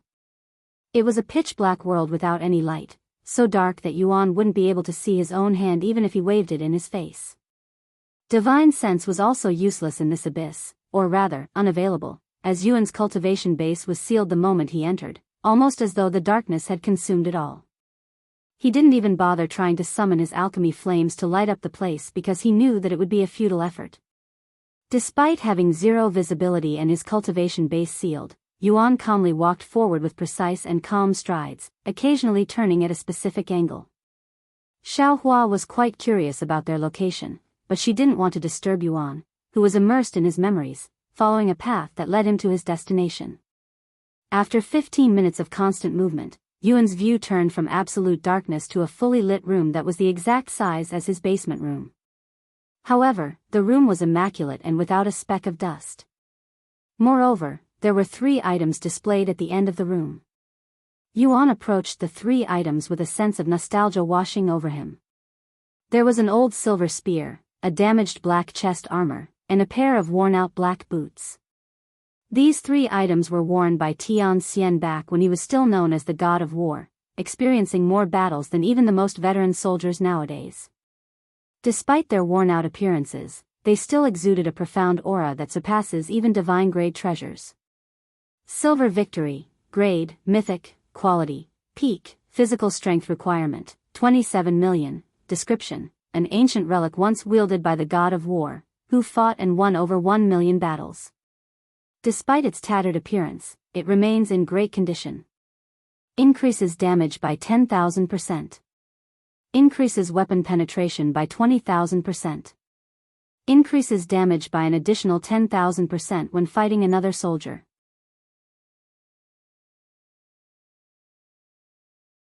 Stygian Vest, Grade, Mythic, Quality, Peak, Physical Strength Requirement, 20 million, Physical Defense Requirement, 35 million, Description, the god of war never entered battle without this piece of armor, saving his life countless times. Increases physical defense by 1,000%. When worn, it will reflect all damages from those below Divine Lord. God of War's protection will automatically activate when it senses imminent danger that threatens the wearer's life, negating any damage a single time from those below Divine Emperor, 72-hour cooldown. Stygian Boots, Grade, Mythic, Quality, Peak, Physical Strength Requirement, 12 million, Physical Defense Requirement, 19 million, Description, God of War's favorite shoes, its sole dyed crimson from always being submerged in his enemy's blood. Increases movement speed by 100% when worn. Immune to most movement restrictions when worn. Increases movement speed by an additional 50% when in a battlefield environment. Yuan stored two of these three treasures in his spatial ring, wearing the Stygian boots immediately. Although he already has a spear, Silver Victory's prowess vastly surpassed the Dragon's Soul in its current form in terms of raw power. The only advantage Dragon's Soul had over Silver Victory would be its unique effect that ignores spiritual energy. Unless he encountered an enemy he could not harm normally, such as by shootout, Silver Victory would serve him better. As for the armor, he finally had something to replace the invisible dragon's cloak, which had served him long enough. Moreover, his naked body alone, strengthened by the golden immortal physique, could endure attacks from divine warriors, making the invisible dragon's cloak even more obsolete. However, the Stygian boosts are arguably the best of the three treasures for Yuan, as treasures that increase one's movement speed are exceedingly rare and sought after. Furthermore, it also protected him from many movement restrictions, such as formations that could slow down one's movement. In a fight between two equally skilled and powerful fighters, the one with the superior speed usually comes out as the victor, hence why anything that could boost one's movement speed is worth a fortune. That elaborate room before this one was only meant to hide these three treasures? Xiaohua couldn't help but ask. Yuan nodded. This room was meant to be a safe shelter for my wife, but it ended up becoming a storage. Huh? Brother Yuan's wife? Xiaohua muttered in a dazed voice. My previous life. I had a wife and a child. Unfortunately, I was unable to protect them. They were assassinated while I was busy with the enemy. Yuan sighed, not hiding one of his darkest moments in history. Yuan closed his eyes, recalling the events that led up to that tragic incident. Tian Xian lived a rough childhood from the moment of his birth. He was abandoned shortly after birth and left in the wilderness as food for the wild beasts.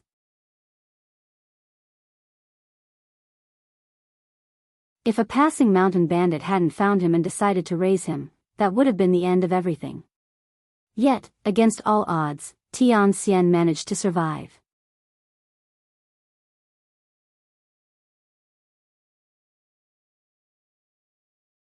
C1421 Tian Xian. Chapter 1421 Tian Xian 1421 Tian Xian. One might expect Tian Xian's life to get better after being adopted by a mountain bandit, but he was treated as a servant until he was able to prove to the others that he had what it took to become a fellow bandit. If you want to be acknowledged as a fellow bandit, you'll need to plunder at least 10 gold coins by yourself. If you cannot do even that, you might as well be a slave for the rest of your life. After years of self-training without any instructors, Tian Xian finally earned the others' respect by looting 100 gold coins from a merchant after killing 3 mortal guards all by himself. He was only 10 years old at that time. Ha ha ha. From now on, you'll be our 17th brother. 100 gold coins. That's a record.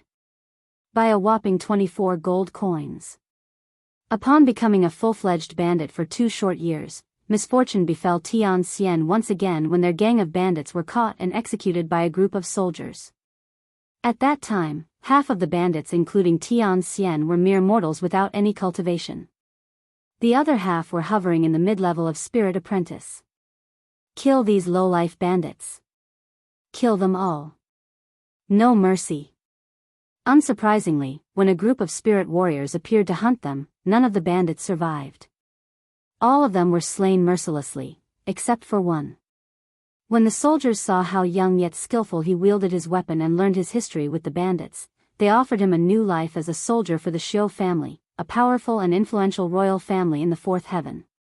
Kid, you don't have to die here. Come with us and start a new life as a soldier for the Xiu family. You'll be fed properly, given a real bed, paid a salary, and even have a worthwhile purpose in life. If you refuse, you'll die here with the very bandits that took advantage of you. Tian Xian had no reason to refuse such a generous offer, so he accepted it, following these soldiers back to the Xiu family, where he was given proper education and training. His life as a soldier wasn't easy and extremely strict, completely different from that of a mountain bandit, but Tian Xian adapted to his new lifestyle very quickly. His attitude and morals quickly changed, shocking even those who brought him back. Are you really the same mountain bandit from a week ago? Fuck. How can a person change so fast? You're not actually a spy, are you? Eventually, the soldiers realized that Tian Xian was blessed with a great gift, the ability to master any weapon with ease. Huh? Why is he training with the sword today when he was training with the spear just yesterday? I saw him training with the saber, too. I guess he's having trouble picking a weapon. If you're a man, you've got to pick the spear. Are you insane? Swords dominate the martial world for a reason. It didn't take long for the Xiu family to take notice of Tian Xian's immense talent with weapons. No matter what kind of weapon they tossed his way, Tian Xian would perfect it within a day, 2 at most, despite having never touched them before. I have never witnessed such talents before. And he's not even an adult. We need to nurture him properly. He'll be of great asset to our Xiu family in the future. In just a single year, Tian Xian went from an ordinary soldier still in training to being a royal guard for the Xiu family. After becoming a royal guard, Tian Xian was taught how to cultivate and was even allowed to use the Xiu family's cultivation technique, something heavily protested at first but eventually stopped after the Xiu family's treasured jewel, Xiu Mei, insisted on letting him learn the technique. Princess Xiu, we need to speak about your obsession with that young soldier. It is too much for someone of your stature. Please think of how it'll affect your image. There are already rumors spreading about the two of you. Screw my image. He's the only one around my age here and someone I can call a real friend. If you don't like it, you can simply ignore it. As for the rumors, are they calling us a couple yet? What if they think we've kissed already? Do you think he's heard of them, too? Ah. I'm so embarrassed. It was no secret that the princess of the Xiu family would often visit the soldiers' barracks to play with Tian Xian, who was only a year older than her. Furthermore, she fancied Tian Xian's appearance and admired his diligent nature. Nobody would be shocked if they were told that Xiu Mei had some sort of romantic feelings for him. In fact, it was so obvious that even a blind man would be able to see it. However, because of the difference in their status, Tian Xian would often be a target of bullying, mostly by young masters from powerful and wealthy families who envied his relationship with Xiu Mei. It was inevitable even though he was a royal guard because, in the end, he was just a mere soldier. Ah. Tian Xian. You're all bruised again. Why don't you fight back? You can easily handle those losers with your skills and strength. Xiu Mei would often reprimand him for not defending himself. Tian Xian responded with a subtle smile, I can only point my weapon at the Xiu family's enemies. Unless they become your enemy, I am unable to harm them. Otherwise, your family will also be affected, as I am, at the end of the day, you're soldier. Moreover, beating the helpless and weak is only something a bully and bandit would do. I am past that kind of life. Tian Xian. Xiao Mei looked at him with a tender gaze. He continued, also, if your Royal Highness cannot convince them to stop, what can I, a mere foot soldier, do? Xiao Mei's body trembled upon hearing his words that had a double meaning. She immediately turned around and stomped away in anger. The following day, an incident that sent the entire fourth heaven into an uproar occurred. Princess Xiu Mei, who was known far and wide for her docile and gentle nature, had gone on a rampage and brutally assaulted several famous troublemakers at a popular restaurant, sending them to the hospital with a broken nose and half of their teeth missing.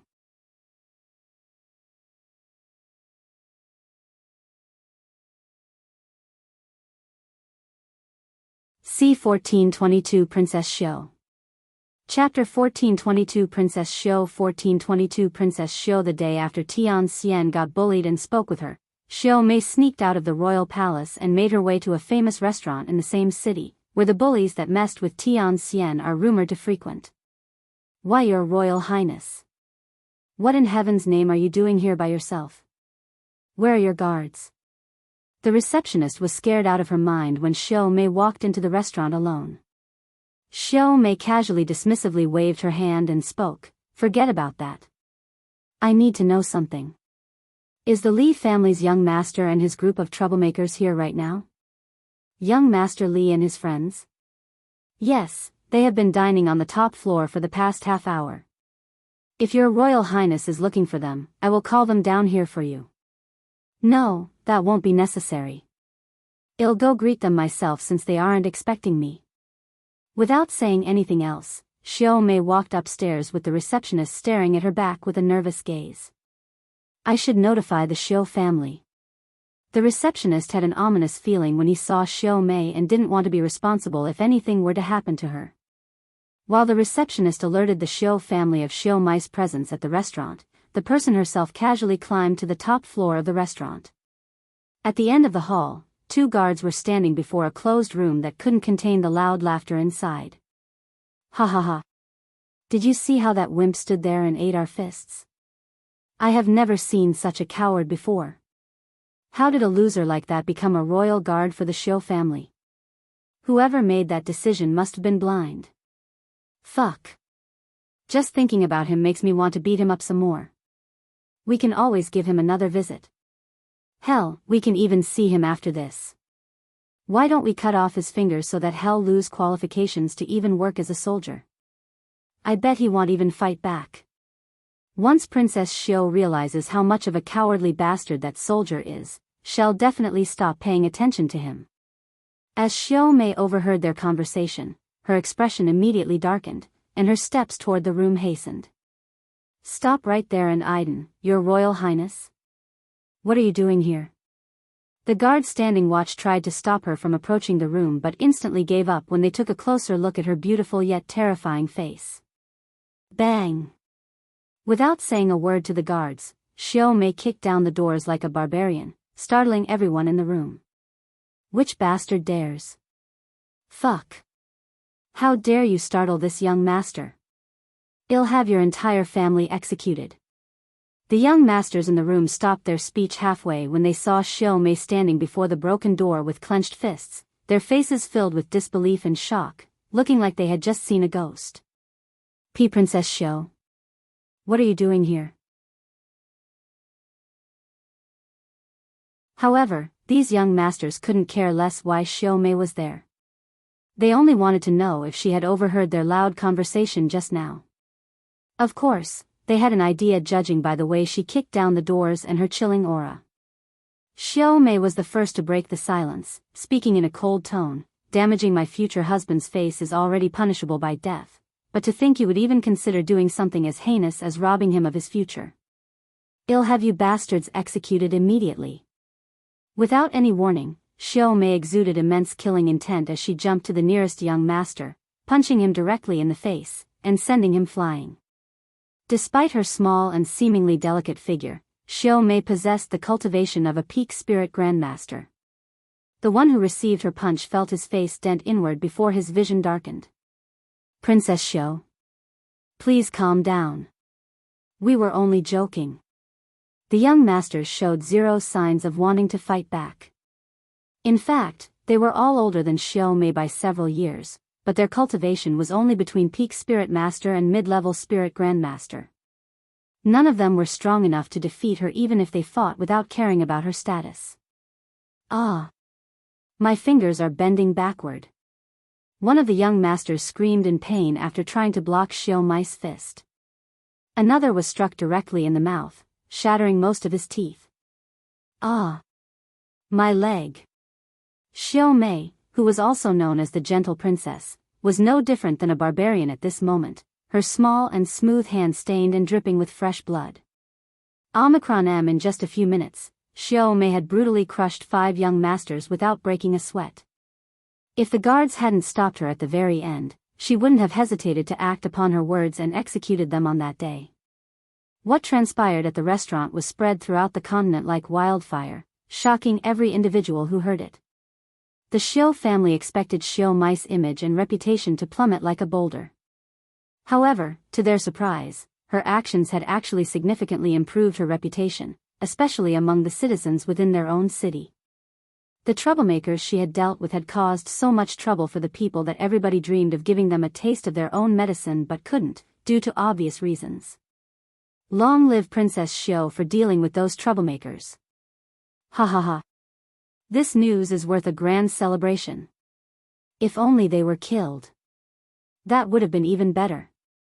However, while the citizens celebrated, the families of these troublemakers immediately sought reparation from the Xiu family, and their friendly relationship that was slowly built over thousands of years vanished in a single day.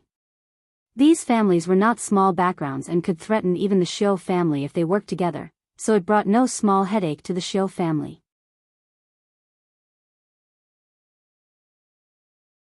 The Xiu family immediately tried to repair their relationship, but these families never intended to do so and had always coveted the Xiu family's power.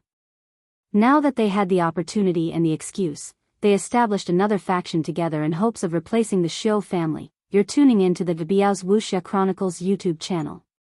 Don't forget to subscribe and join us on this journey to catch the most captivating stories.